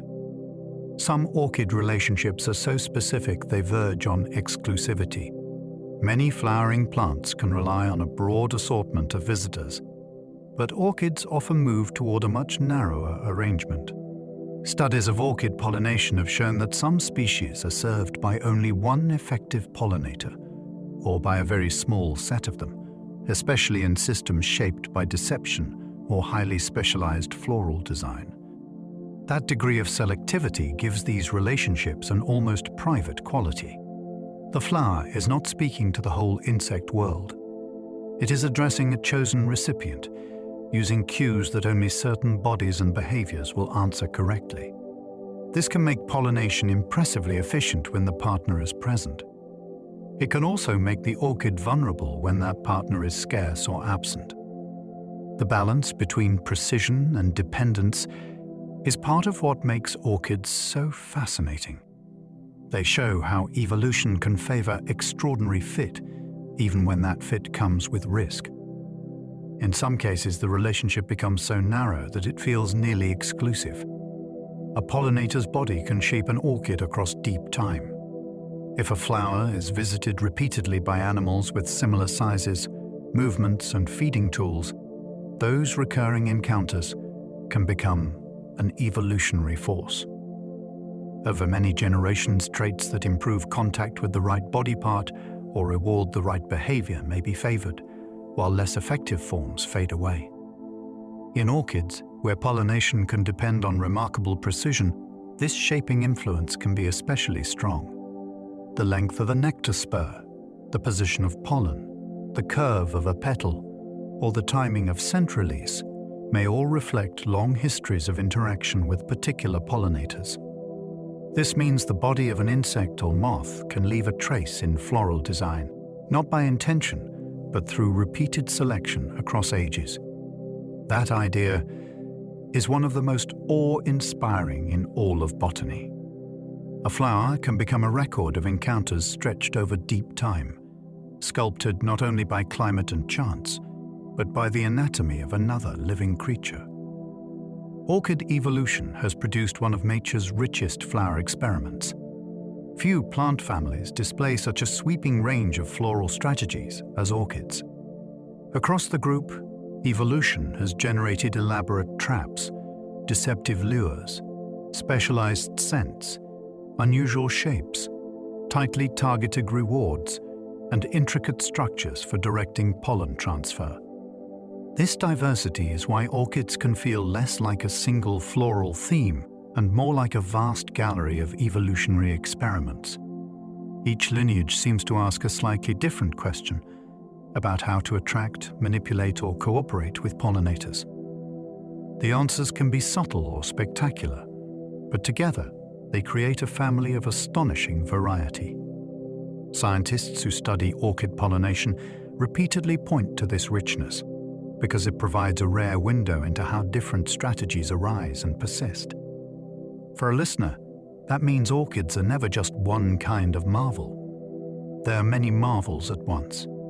The family contains an entire archive of botanical invention, shaped by opportunity, conflict, and long biological trial and error. Tiny changes in scent can split one orchid into many species. In some orchids, scent is not a minor detail added on top of the flower's appearance. It is the key signal that determines which pollinator responds. Research on orchid pollination has shown that relatively small shifts in floral odor chemistry can redirect attraction from one insect species to another. Once that happens, gene flow between plant populations may be reduced because different pollinators begin carrying pollen along different routes. Over time, this can help drive the formation of new species. It is an astonishing thought. A change too subtle for most people to detect may reshape the future of an entire lineage. The flower does not need a dramatic new color or a radically different form. A modified chemical message may be enough. Orchids make speciation feel immediate and strangely intimate. A few altered molecules in the air can change who arrives, who mates, and eventually what kind of orchid exists in the landscape. Orchid diversity exploded as pollinators diversified around the world. One reason orchids became so extraordinarily diverse may be that they evolved alongside an equally dynamic world of animal pollinators. As bees, flies, moths, butterflies, and other groups diversified across different regions and habitats, they created new opportunities for flowers able to exploit distinct behaviors and bodies. Orchids appear to have taken exceptional advantage of that expanding menu of possibilities. Different pollinator communities in different places could favor different scents, shapes, flowering times, and tactics, helping lineages branch and multiply. Scientists studying orchid evolution often emphasize this interplay between floral traits and pollinator diversity because it helps explain how one plant family could radiate so dramatically. The result is the astonishing richness we see today. Orchids did not diversify in isolation. They diversified in conversation with a changing animal world. That makes their abundance feel even more impressive. Each species is not just a flower, but a chapter in a much larger evolutionary expansion. Orchid seeds contain almost no food for a growing embryo. Most seeds begin life with a packed lunch. They carry stored food that helps the embryo push out its first root and shoot before it can gather energy on its own. Orchid seeds are startlingly different. They are so stripped down that they contain almost none of that reserve. Inside is a tiny embryo with almost no nutritional cushion, which makes the beginning of life far more precarious than it is for most flowering plants. This is one reason orchid reproduction feels so extreme. The plant produces vast numbers of seeds, but each one begins with almost nothing in hand. It is a gamble built on lightness, chance, and outside help. A listener might imagine a seed as a safe little capsule prepared for the future. In orchids, that comforting image breaks apart. The seed is more like a fragile possibility, launched into the world with astonishing economy and with very little stored support for what comes next. Because of that, many rely on fungi from the very start. Since so many orchid seeds begin life with almost no internal food, they often need help immediately after landing. That help comes from fungi in the surrounding environment, which can enter the developing seed and provide the nutrients needed to begin growth. It is an astonishing dependency because it means the orchid is not truly starting life alone. From the very first stage, another organism may be involved in making survival possible. This changes the whole emotional shape of the story. A seed drifting through the air can seem independent and adventurous, but its future may depend on meeting the right hidden partner in the dark. Without that meeting, the journey ends before it truly begins. Orchids reveal that independence is not always the rule in nature. Sometimes a plant's first act is not self-sufficiency, but relationship. The beginning of the orchid life cycle is therefore not just botanical. It is ecological from the very first moment. Fungi can feed orchid seedlings before they make any leaves. Before an orchid seedling has unfolded leaves or begun gathering light in the usual way, it may already be receiving nourishment from fungal partners. At that stage, the young plant is still too undeveloped to function like a normal green seedling. It has not yet become the familiar orchid people recognize. Instead, it exists in an early hidden form, dependent on another organism to bridge the gap between seed and self-sustaining plant. That bridge is one of the most remarkable chapters in the whole orchid story. A seedling is being fed before it can truly feed itself. In effect, the fungus helps carry it through a vulnerable threshold in life. This makes orchid development feel almost like a rescue operation carried out underground or inside damp organic debris.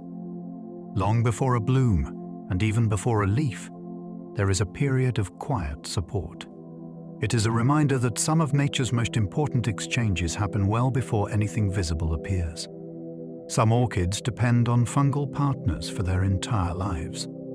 For certain orchids, the fungal relationship does not end after early development.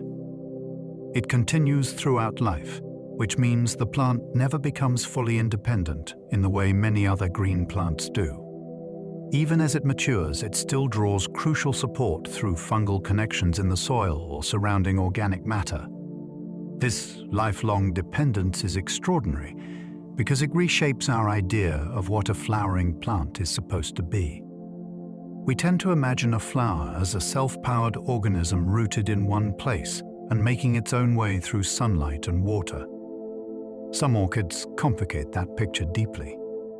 Their lives remain bound to hidden networks beneath the surface, where fungi help sustain them long after the seedling stage has passed. That makes the visible flower feel almost deceptive. What we admire above ground is only the bright and brief expression of a life still supported by unseen partners below, in a relationship that can last from beginning to end. A few orchids live by stealing energy through fungal connections. Among the strangest orchids of all are those that use fungi not simply as helpers, but as pathways for taking in energy that originated elsewhere. The fungus may be linked to nearby green plants or to decaying material in the environment, and the orchid taps into that connection rather than relying mainly on its own photosynthesis. In that sense, the plant becomes a quiet thief in the underground economy. It is not hunting or chasing in any familiar way, yet it is still drawing benefit through a network built by another organism. That idea can feel almost startling when attached to a flower. We do not usually imagine blooms as participants in hidden acts of biological appropriation. Orchids make us reconsider that. Beneath a woodland floor or within damp habitat, energy can move along unexpected routes. In a few species, the flower above is only the visible sign of a much stranger strategy unfolding out of sight, in darkness and silence. These orchids can survive without making much food themselves. Some orchids have reduced their reliance on photosynthesis so far that they make very little of their own food. They may be pale, brownish, yellowish, or otherwise subdued in color because they lack the rich green associated with active leaf-based energy production. Instead of investing heavily in making sugars from light, they live by drawing resources through fungal relationships. This gives them an eerie presence. They can look more like waxy woodland apparitions than familiar plants, as though they have stepped outside the standard rules of botany. Their existence is deeply fascinating because it shows how flexible life can become when a lineage finds another route to survival. A person might assume that a flowering plant must live mainly by sunlight. These orchids prove otherwise. They survive by leaning into a different system, one that is hidden, indirect, and dependent on biological partnerships. In doing so, they make the forest floor feel stranger and more interconnected than it first appears. Some woodland orchids bloom in deep shade because fungi help sustain them. Deep woodland shade can be a difficult place for flowering plants. Light is limited, the canopy filters much of the sun, and the forest floor can seem dim even at midday. Yet some orchids manage to bloom in these shadowed places, and part of that success may come from support gained through their fungal relationships. Instead of relying only on the thin and scattered light that reaches the understory, they gain access to another stream of resources below ground. This helps explain how a delicate blossom can appear in a place where photosynthesis alone might seem insufficient. The effect is almost magical when seen in the wild. A flower emerges from dim leaf litter where the light feels too sparse for such elegance. Once you understand the hidden partnership beneath it, the scene becomes even more compelling. The bloom is not defying the forest. It is participating in a deeper exchange that allows beauty to appear where little sunlight falls. Orchid survival often depends on invisible underground partnerships. When people admire orchids, they usually notice flowers, leaves, roots, and perhaps the dramatic habitats where the plants grow. What they do not see is often just as important. Beneath the soil or hidden in decaying bark and organic matter, fungal partners may be making the difference between life and death. These associations can support germination, early development, and in some cases, continuing nutrition. That means survival is not always written in the visible plant alone. It is written in relationships below ground, in a living network most observers would never suspect. This is one of the most awe-inspiring truths about orchids. Their beauty is connected to an invisible world of exchange, dependence, and biological negotiation. A bloom that seems solitary may in fact be the surface expression of a partnership stretching down into darkness. Once you know that, an orchid no longer looks like an isolated marvel. It looks like a visible node in a hidden living system. Without the right fungi, an orchid seed may never awaken. An orchid seed can arrive in a promising place, settle into moisture, and still fail to begin life if the necessary fungal partner is absent.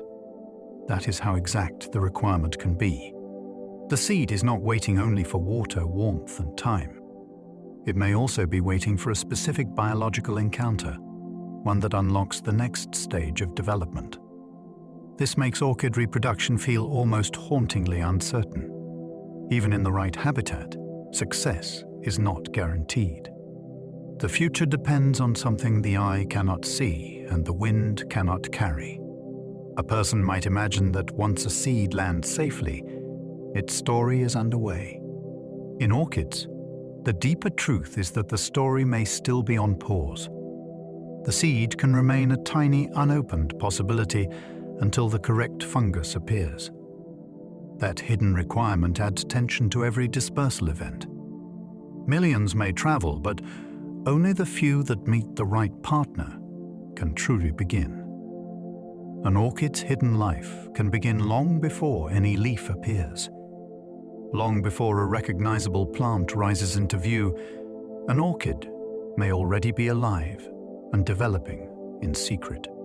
After a successful encounter with the right fungus, the seed can enter an early stage in which it grows as a small, hidden structure before leaves or obvious roots appear. This means the orchid's life is underway well before it resembles the plant most people imagine. There is something deeply captivating about that unseen beginning.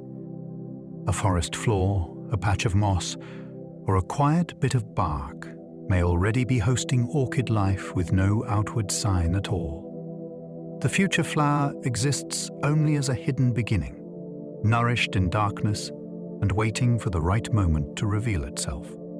That stretches the orchid story backward into a secret chapter. What later seems like a sudden appearance is really the continuation of a much older process.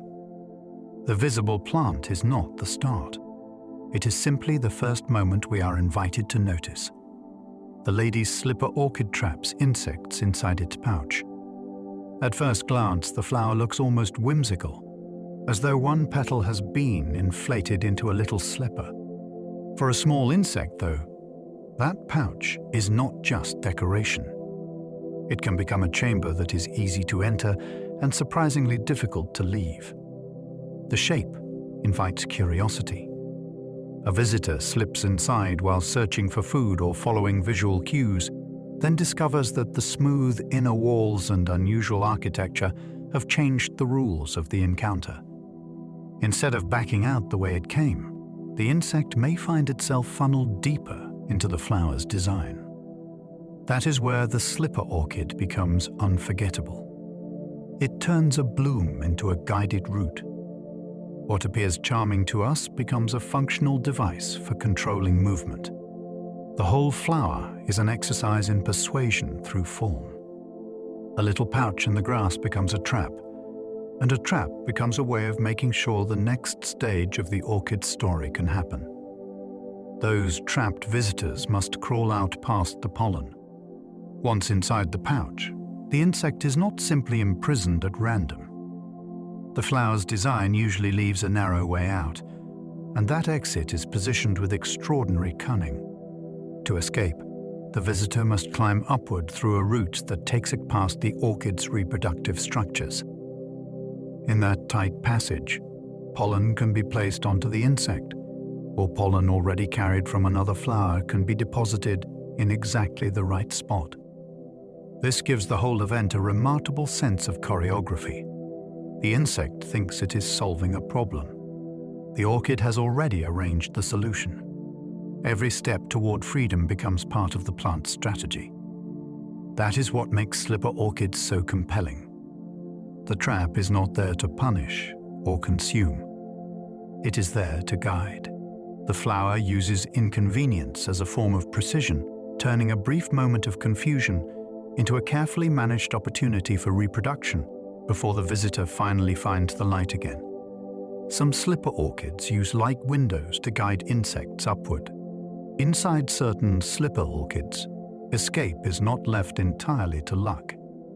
The flower can contain translucent areas or brighter openings that act like little windows, drawing the trapped insect toward the direction the orchid wants it to go. For a small visitor inside a dim floral chamber, light becomes a powerful cue. It signals a possible route outward, and the insect follows it instinctively. This is where the bloom begins to feel almost architectural. It is not only shaped as a chamber and a corridor. It also uses illumination as part of the guidance system. The insect climbs toward brightness, and in doing so passes through the narrow path required for pollen transfer. A person looking at the flower from outside may see beauty and odd shape. Inside, the insect experiences something more like a guided maze.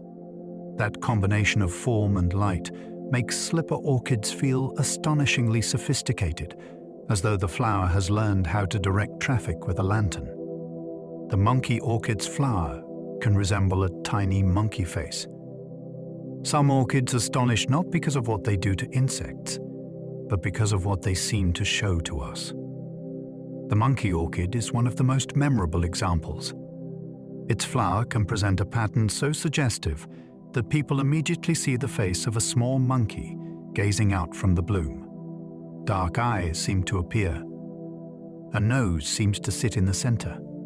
The whole effect can feel so clear that it is hard to believe it is the work of petals and floral parts rather than deliberate illustration.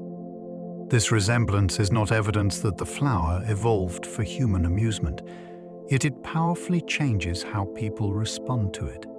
Suddenly the bloom feels almost animate, as though a little personality has emerged from the plant world. That is part of the enchantment of orchids. They can cross the boundary between botany and imagination with a single glance, making a flower feel startlingly like a face peering back. The bee orchid can look startlingly like a female bee. Few orchids demonstrate visual mimicry more memorably than the bee orchid. Its lip can be shaped, colored, and textured in ways that strongly suggest the body of a female bee. Brown, velvety surfaces, subtle markings, and a convincing outline combine to produce an effect that is startling even to human observers. To a male bee, guided by instinct and perception tuned for reproductive opportunity, the illusion can be powerful enough to trigger approach and contact. That makes this flower feel almost mischievous. It is not merely decorated in an insect theme. It is presenting itself as something biologically meaningful to the very creature it needs. The result is one of the most famous examples of floral deception in the natural world. A patch of grass can contain what looks like tiny bees perched among the stems, yet those forms are flowers carrying out a strategy shaped over time. In the bee orchid, imitation becomes both spectacle and survival. The dove orchid carries a shape that looks like a white bird. Inside the flower of the dove orchid, there is a structure so suggestive that people across generations have seen the image of a small white dove nestled within the bloom. The effect can be surprisingly vivid. Wings seem folded. A little body appears poised in the center. The resemblance gives the flower an almost ceremonial presence, as though the orchid is carrying a sculpture hidden inside its petals. This is one reason the species has become so beloved. It seems to contain a second image within the first, rewarding close observation with something that feels like discovery. Unlike strategies tied directly to pollination mechanics, this wonder belongs mainly to the human eye and imagination. Yet it matters because it shows how orchids engage not only ecosystems, but culture and emotion as well. A flower becomes memorable when it appears to hold a bird within it. Suddenly, botany feels touched by symbolism surprise, and almost impossible elegance. Some Dracula orchids resemble little faces peering from the petals. Dracula orchids are already striking because of their elongated sepals and often dark, dramatic coloring, but the most unsettling detail may be the sense that a face is looking out from the center. In some species, the arrangement of inner parts creates the impression of eyes, a nose, and a tiny expression framed by the surrounding floral structures. The result can feel playful, eerie, or oddly intimate, depending on the flower and the observer. This face-like illusion makes the bloom difficult to forget. It is as though the orchid has gathered shadow, pattern, and shape into something that seems almost aware. The name Dracula adds to that atmosphere, though the real marvel lies in the floral form itself. Orchids often seem theatrical, and these flowers carry that quality beautifully. They do not just bloom, they appear. A cool, damp cloud forest blossom suddenly seems to contain a hidden watcher, peering out from within the petals with uncanny calm. One orchid is famous for smelling strongly of chocolate. Not all remarkable orchid scents are deceptive or unpleasant. Some species are treasured because they produce fragrances that people find unexpectedly delicious.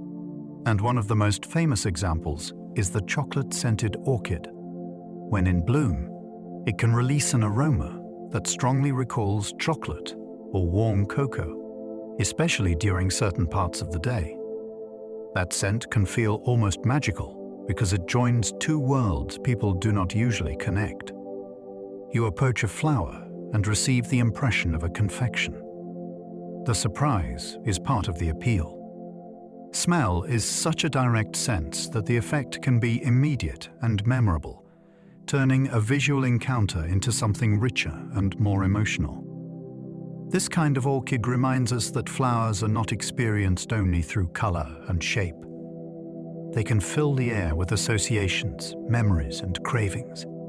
In that moment, the plant world feels startlingly generous, as though a bloom has borrowed a scent from a kitchen and set it loose in the garden. Another smells like coconut when the air turns warm.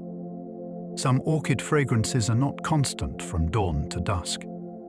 They become stronger, sweeter, or more recognizable when the temperature rises, which can make a warm afternoon feel like the key to the flower's secret.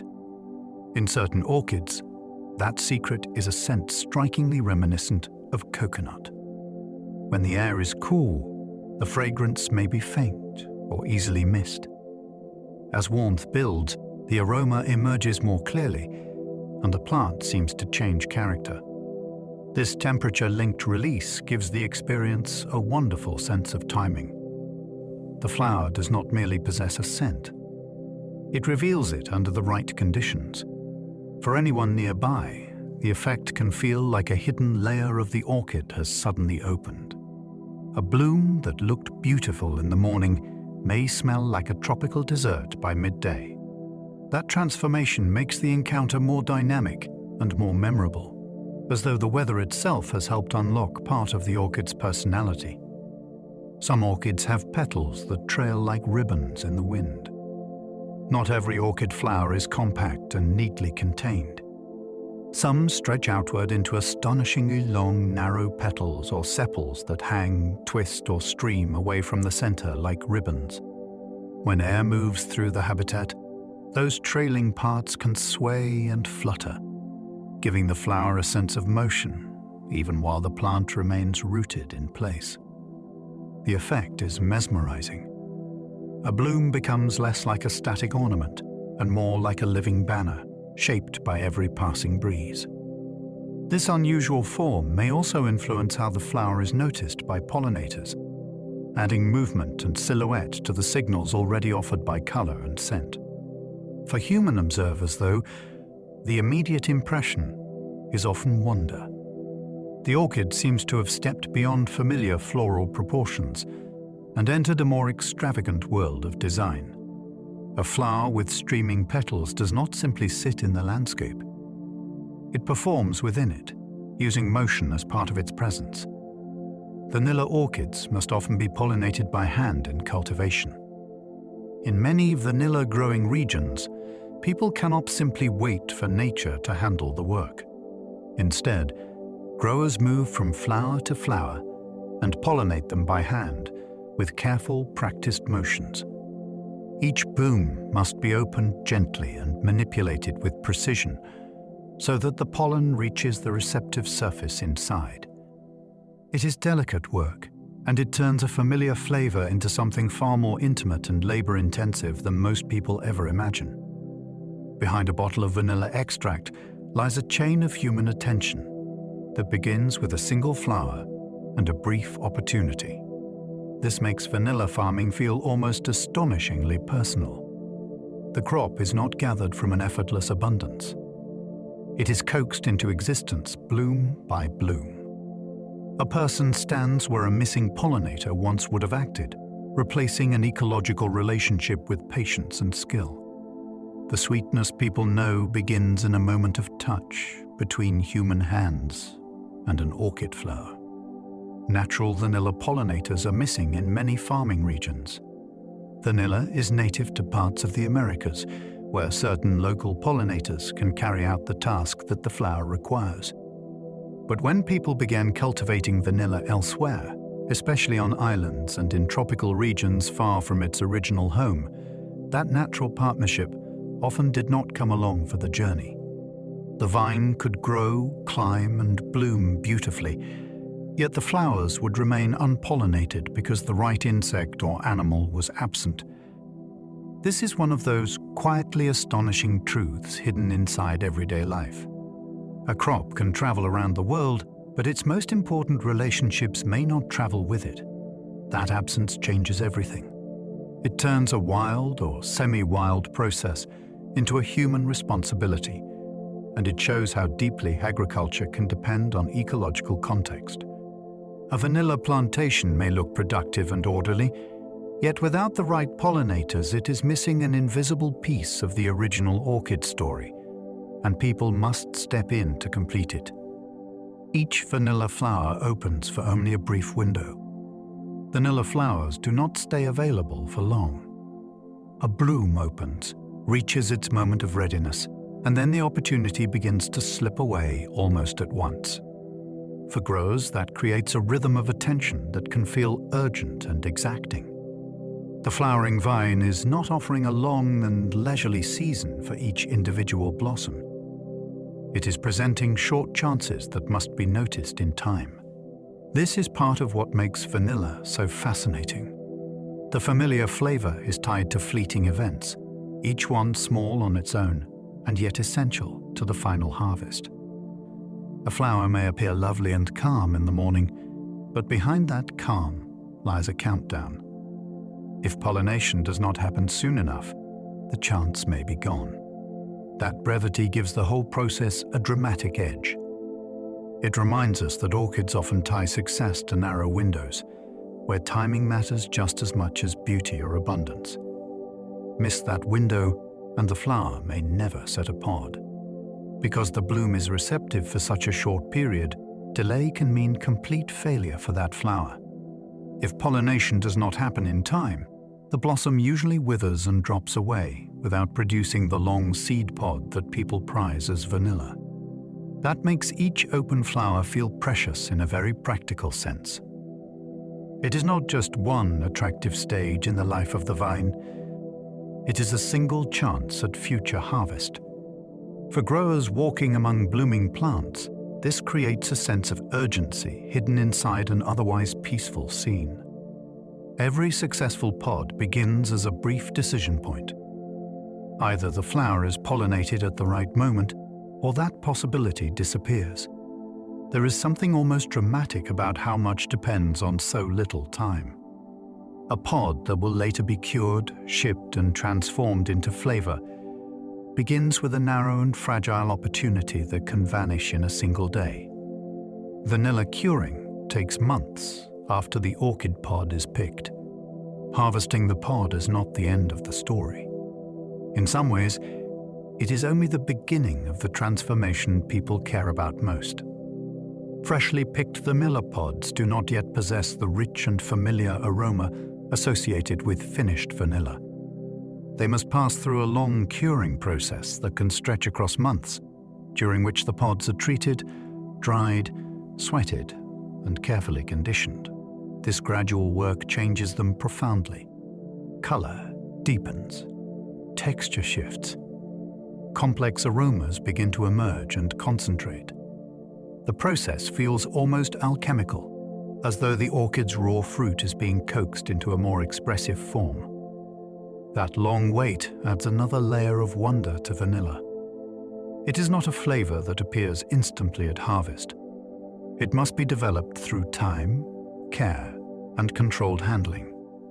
What finally reaches a kitchen or bakery carries with it not only the life of an orchid, but also months of patient post-harvest transformation. The flavor of vanilla develops after harvest, not before.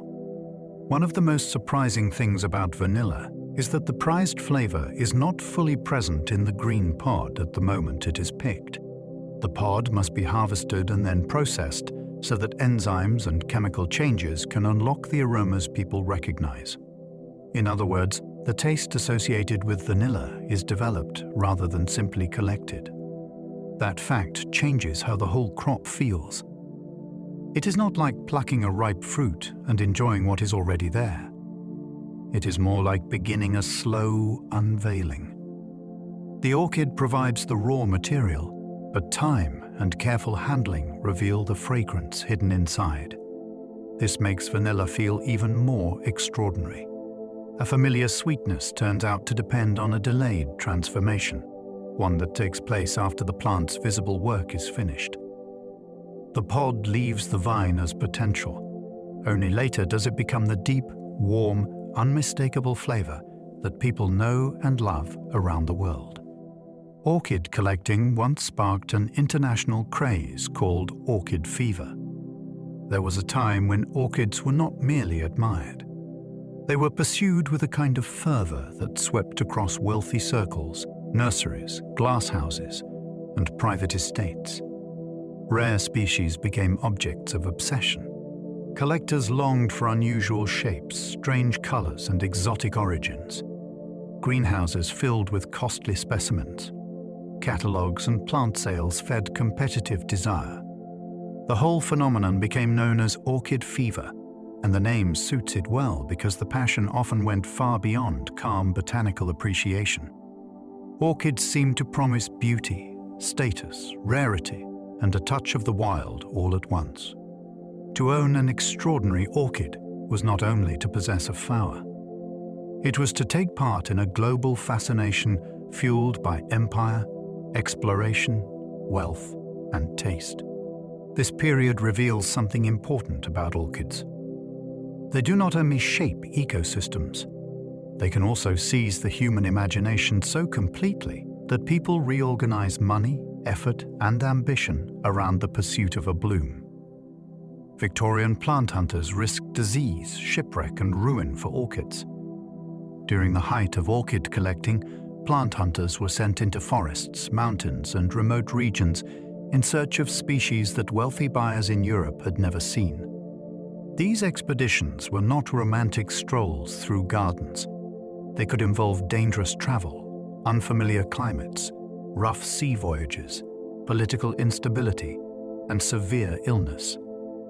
Men pursuing orchids sometimes faced fever, injury, financial disaster, and the constant possibility that a shipment would be lost before it ever reached its destination.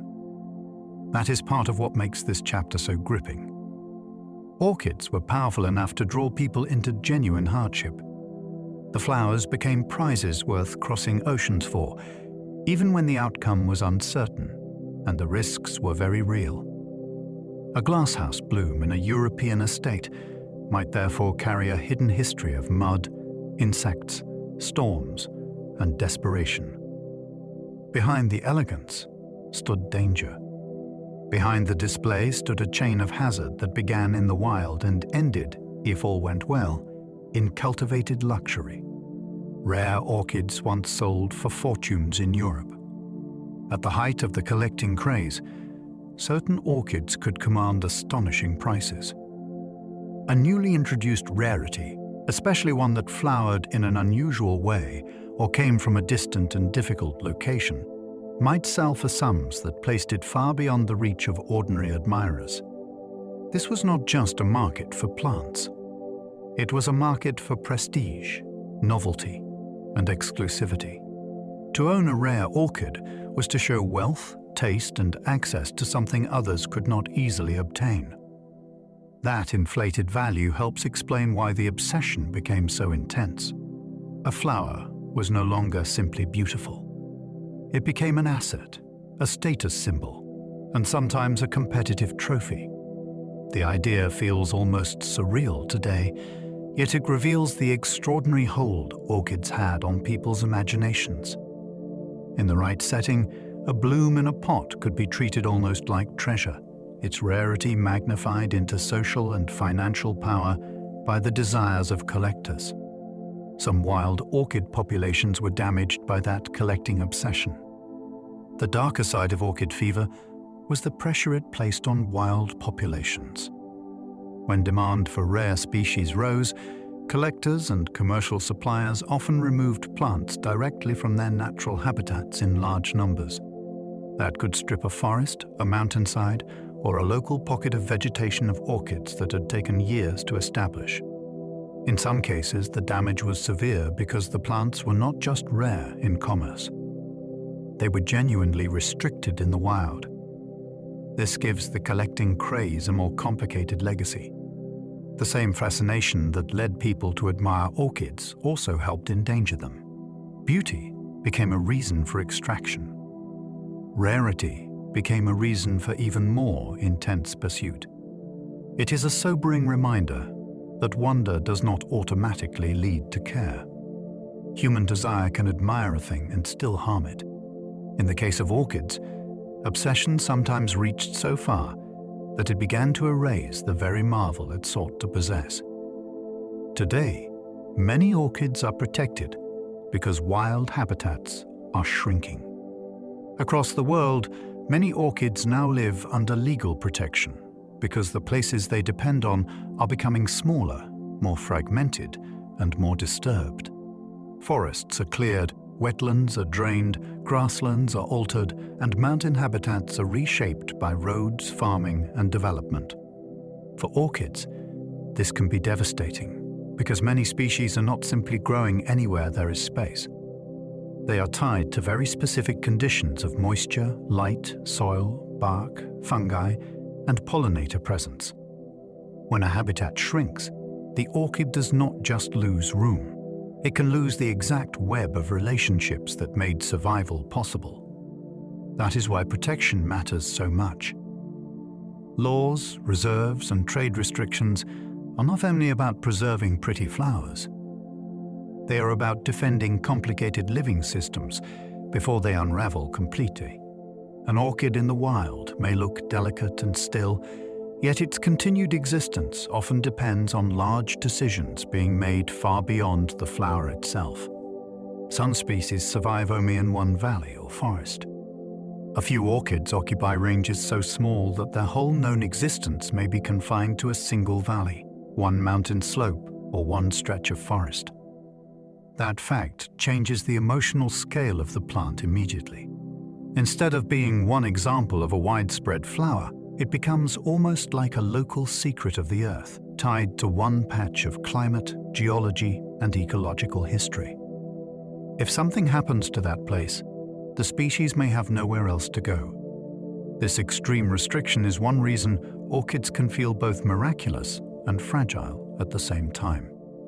Evolution may spend ages shaping a unique flower, only for its future to rest on a very small geographic stage.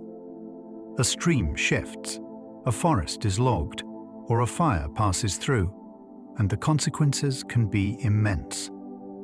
Knowing that some orchids exist only in one landscape makes every location feel more precious. A single valley can hold an entire species' fate in silence. A lost orchid can reappear after decades without being seen. Sometimes an orchid vanishes from human view for so long that people begin to fear it is gone forever.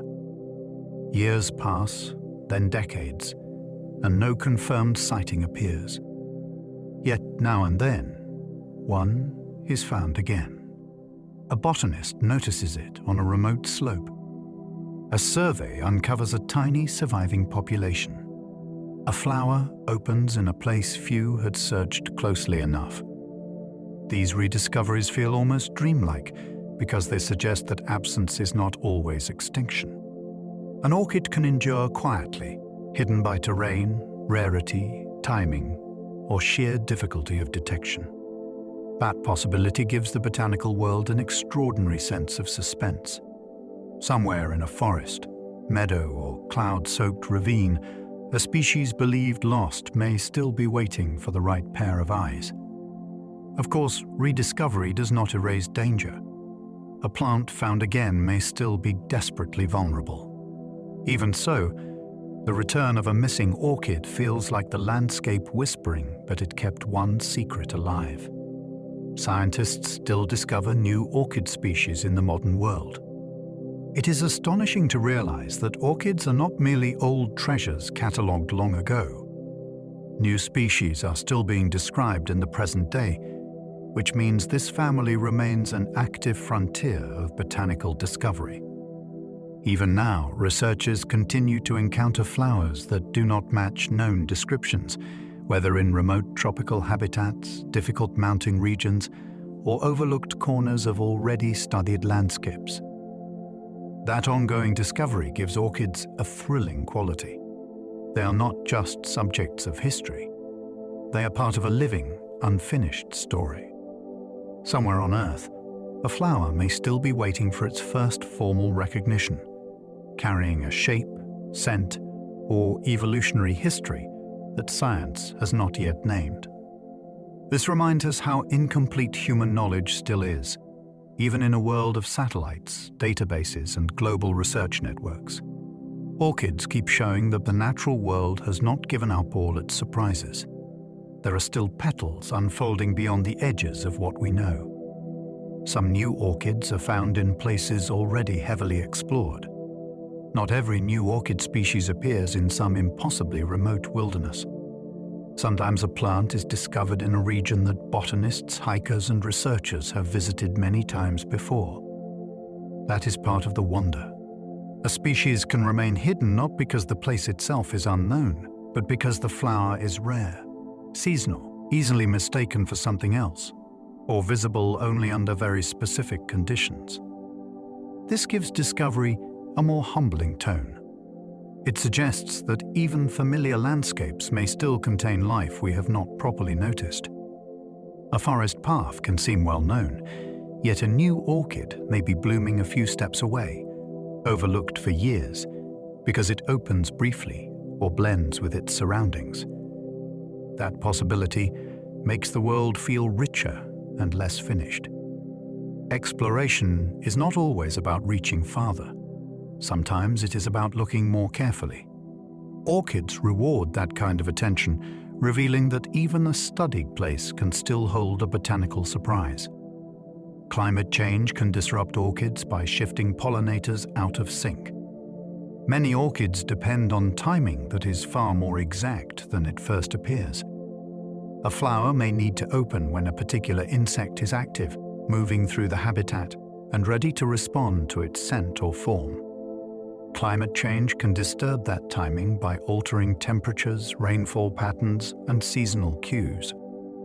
If pollinators emerge earlier or later than usual, while the orchid continues blooming on its old schedule, the meeting may not happen when it should.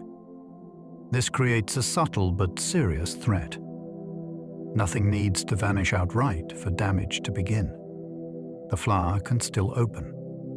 The insect can still exist.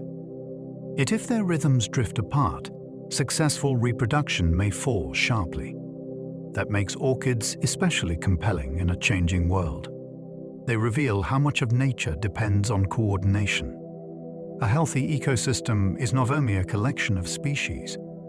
It is also a choreography of arrivals, signals, and brief moments that must line up with remarkable care. Logging can erase both orchids and their hidden fungal partners. When a forest is cut, the loss is not limited to trunks, branches, and visible greenery. Orchids growing on trees, in leaf litter, or on the forest floor may disappear with the habitat, but so can the hidden fungal communities that support their lives. This matters enormously because an orchid is often bound to more than a physical location. It may depend on bark conditions, humidity, shade, organic matter, and underground or decaying wood networks that took years to develop. Logging can break all of that at once. The visible flowers vanish, and the invisible partners vanish with them. This is why the damage can be deeper than it first appears. What looks like habitat removal is also the collapse of a set of biological relationships. Orchids make that truth vivid. A forest is not just a place where flowers happen to live. It is a layered living structure that holds together whole partnerships, many of them unseen until they are gone. Saving orchids often means protecting entire ecosystems, not single plants. An orchid can be moved into a pot, a greenhouse, or a protected collection, but that alone does not always save its wild future. In nature, the plant is woven into a larger system of trees, fungi, water, soil, insects, climate, and seasonal rhythms. If those surrounding pieces disappear, the orchid may survive only as a disconnected specimen rather than as part of a functioning population. That is why conservation often has to work at the scale of ecosystems. Protecting one flower is not enough if the pollinator vanishes, the forest dries, or the fungal network breaks down. Orchids teach this lesson beautifully because they make interdependence impossible to ignore. A bloom that seems self-contained is usually part of a much wider web. To save the orchid properly, you often need to save the habitat that shaped it. In that sense, conservation becomes larger than admiration. It becomes the protection of relationships, processes, and place itself. Orchid conservation can depend on seed banks and lab propagation. When wild populations become very small, conservationists often turn to methods that store future possibility outside the habitat itself. Seeds may be preserved in specialized collections, and plants may be raised through careful laboratory propagation to increase numbers or prevent total loss. This work can feel wonderfully paradoxical. A flower so associated with mystery and wilderness may need microscopes, sterile flasks, and precise human care to help secure its future. Yet that partnership between science and conservation has become crucial for many threatened orchids. In a lab, tiny seeds can be coaxed into growth under controlled conditions that bypass some of the dangers they face in the wild. Young plants can then be studied, safeguarded, or prepared for later reintroduction. These efforts do not replace habitat protection, but they do create a form of insurance. They hold open the possibility that a species may continue, even when its natural circumstances have become dangerously unstable. Some rescued orchids are returned to the wild with fungal help. Reintroducing an orchid to nature is not always as simple as planting it back in the ground and hoping for the best. Because many species depend on fungal partners, successful return may require attention to those relationships as well. In some cases, conservationists work with the appropriate fungi, so the orchid has a better chance of establishing, growing, and surviving once it is back in its natural setting. This is one of the most beautiful ideas in orchid conservation. The rescue is not only about the flower. It is about restoring the partnership that makes the flower possible. A plant raised safely by human hands must be reconnected to the hidden life of its habitat if it is truly to belong there again. That gives reintroduction a deeper meaning. It is not merely relocation. It is reunion. The orchid returns to the wild not as an isolated ornament, but as part of a living underground conversation that needs to begin again. Orchid flowers can last for weeks or even months. Many flowers announce themselves briefly, then fade so quickly that the moment feels almost accidental. Some orchids follow a very different rhythm. Their blooms can remain fresh for weeks, and in certain cases for months, holding shape and color with a persistence that seems almost unreal. That long life changes the whole experience of the plant. A blossom stops being a fleeting event and becomes an enduring presence, something that can be watched slowly as days pass and light shifts across it. There is a special kind of wonder in that durability. The flower does not hurry. It lingers, inviting repeated attention and rewarding close notice. In the wild, this staying power can extend the plant's opportunity to meet the right pollinator. In homes and collections, it helps explain why orchids feel so captivating.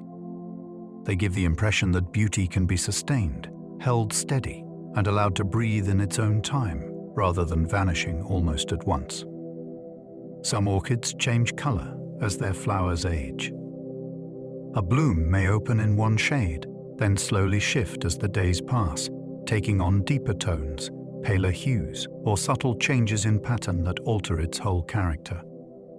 This gives certain orchids an extra layer of drama, because the flower does not remain fixed from first opening to final fade.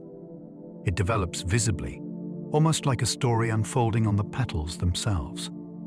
To a person watching closely, that transformation can feel intimate and surprising.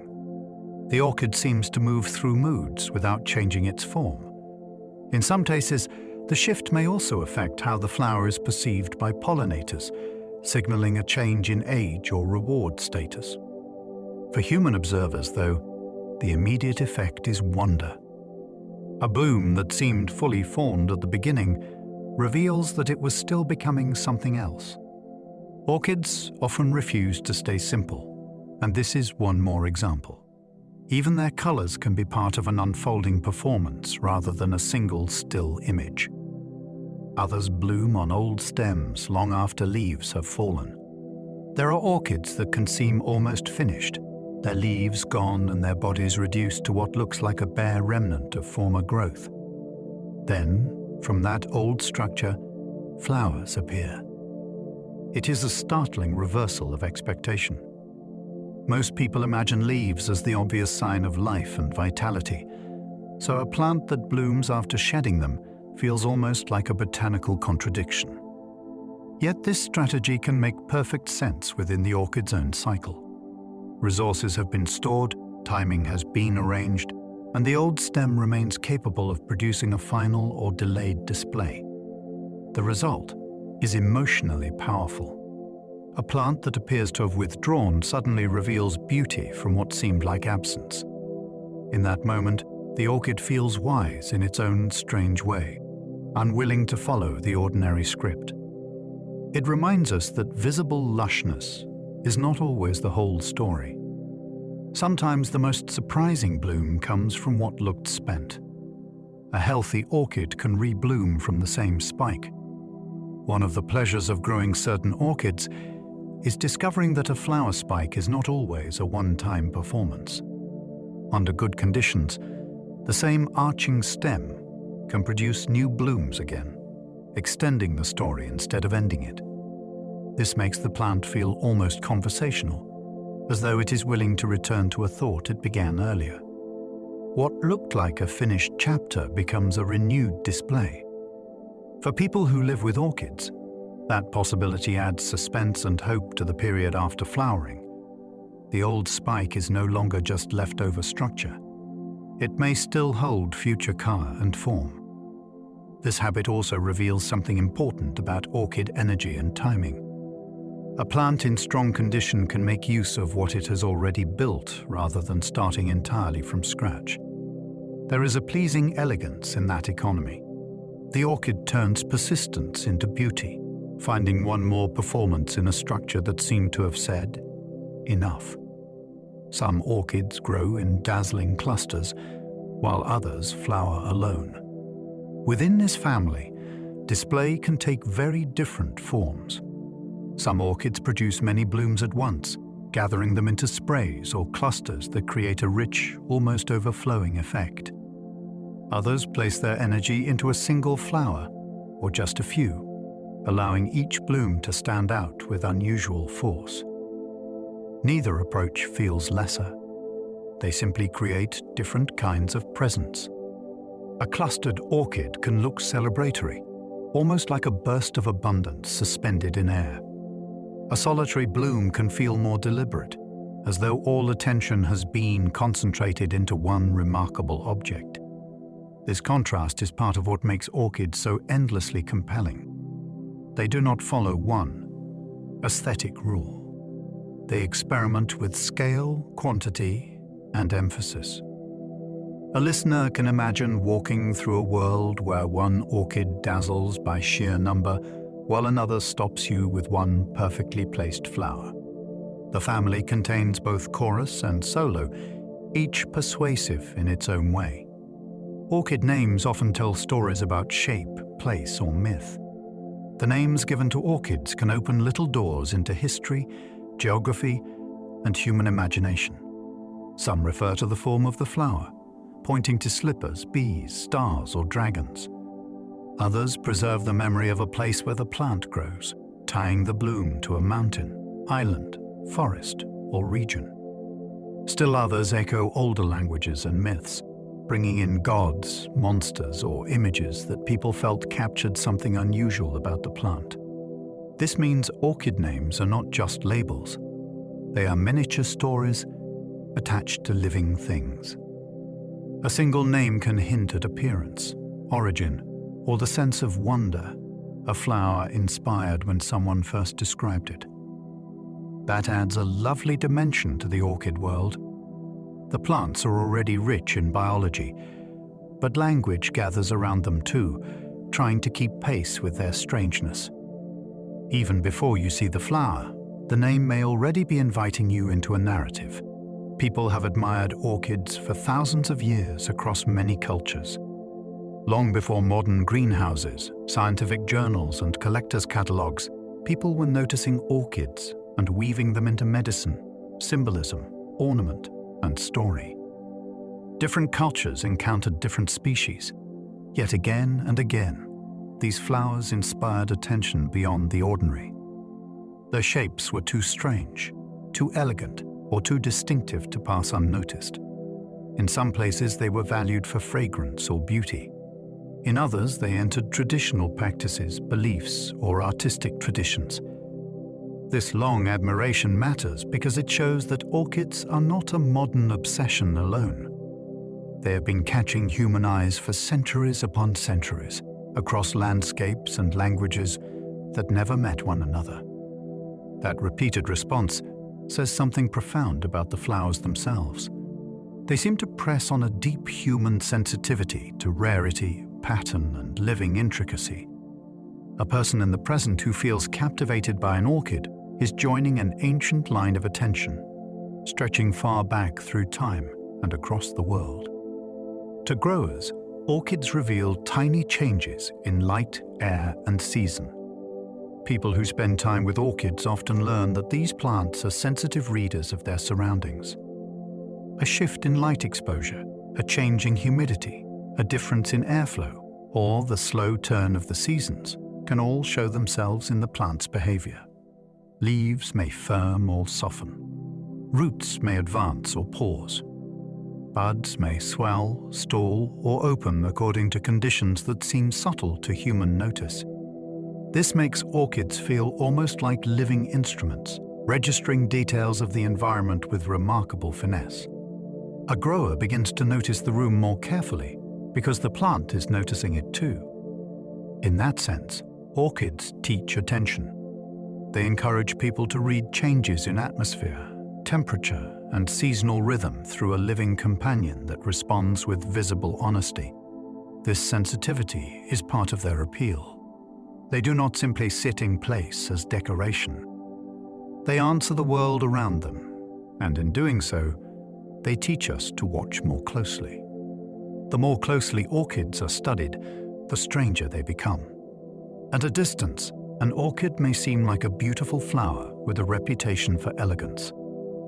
Then, the closer study begins, and the strangeness unfolds layer by layer.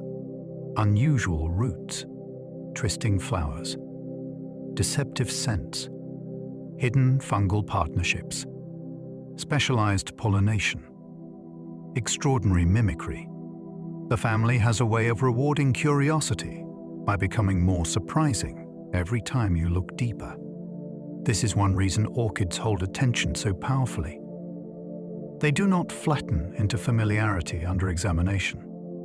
They become richer, odder, and more intricate. A person may begin with simple admiration, then find themselves drawn into questions about evolution, ecology, chemistry, and hidden life beneath the soil.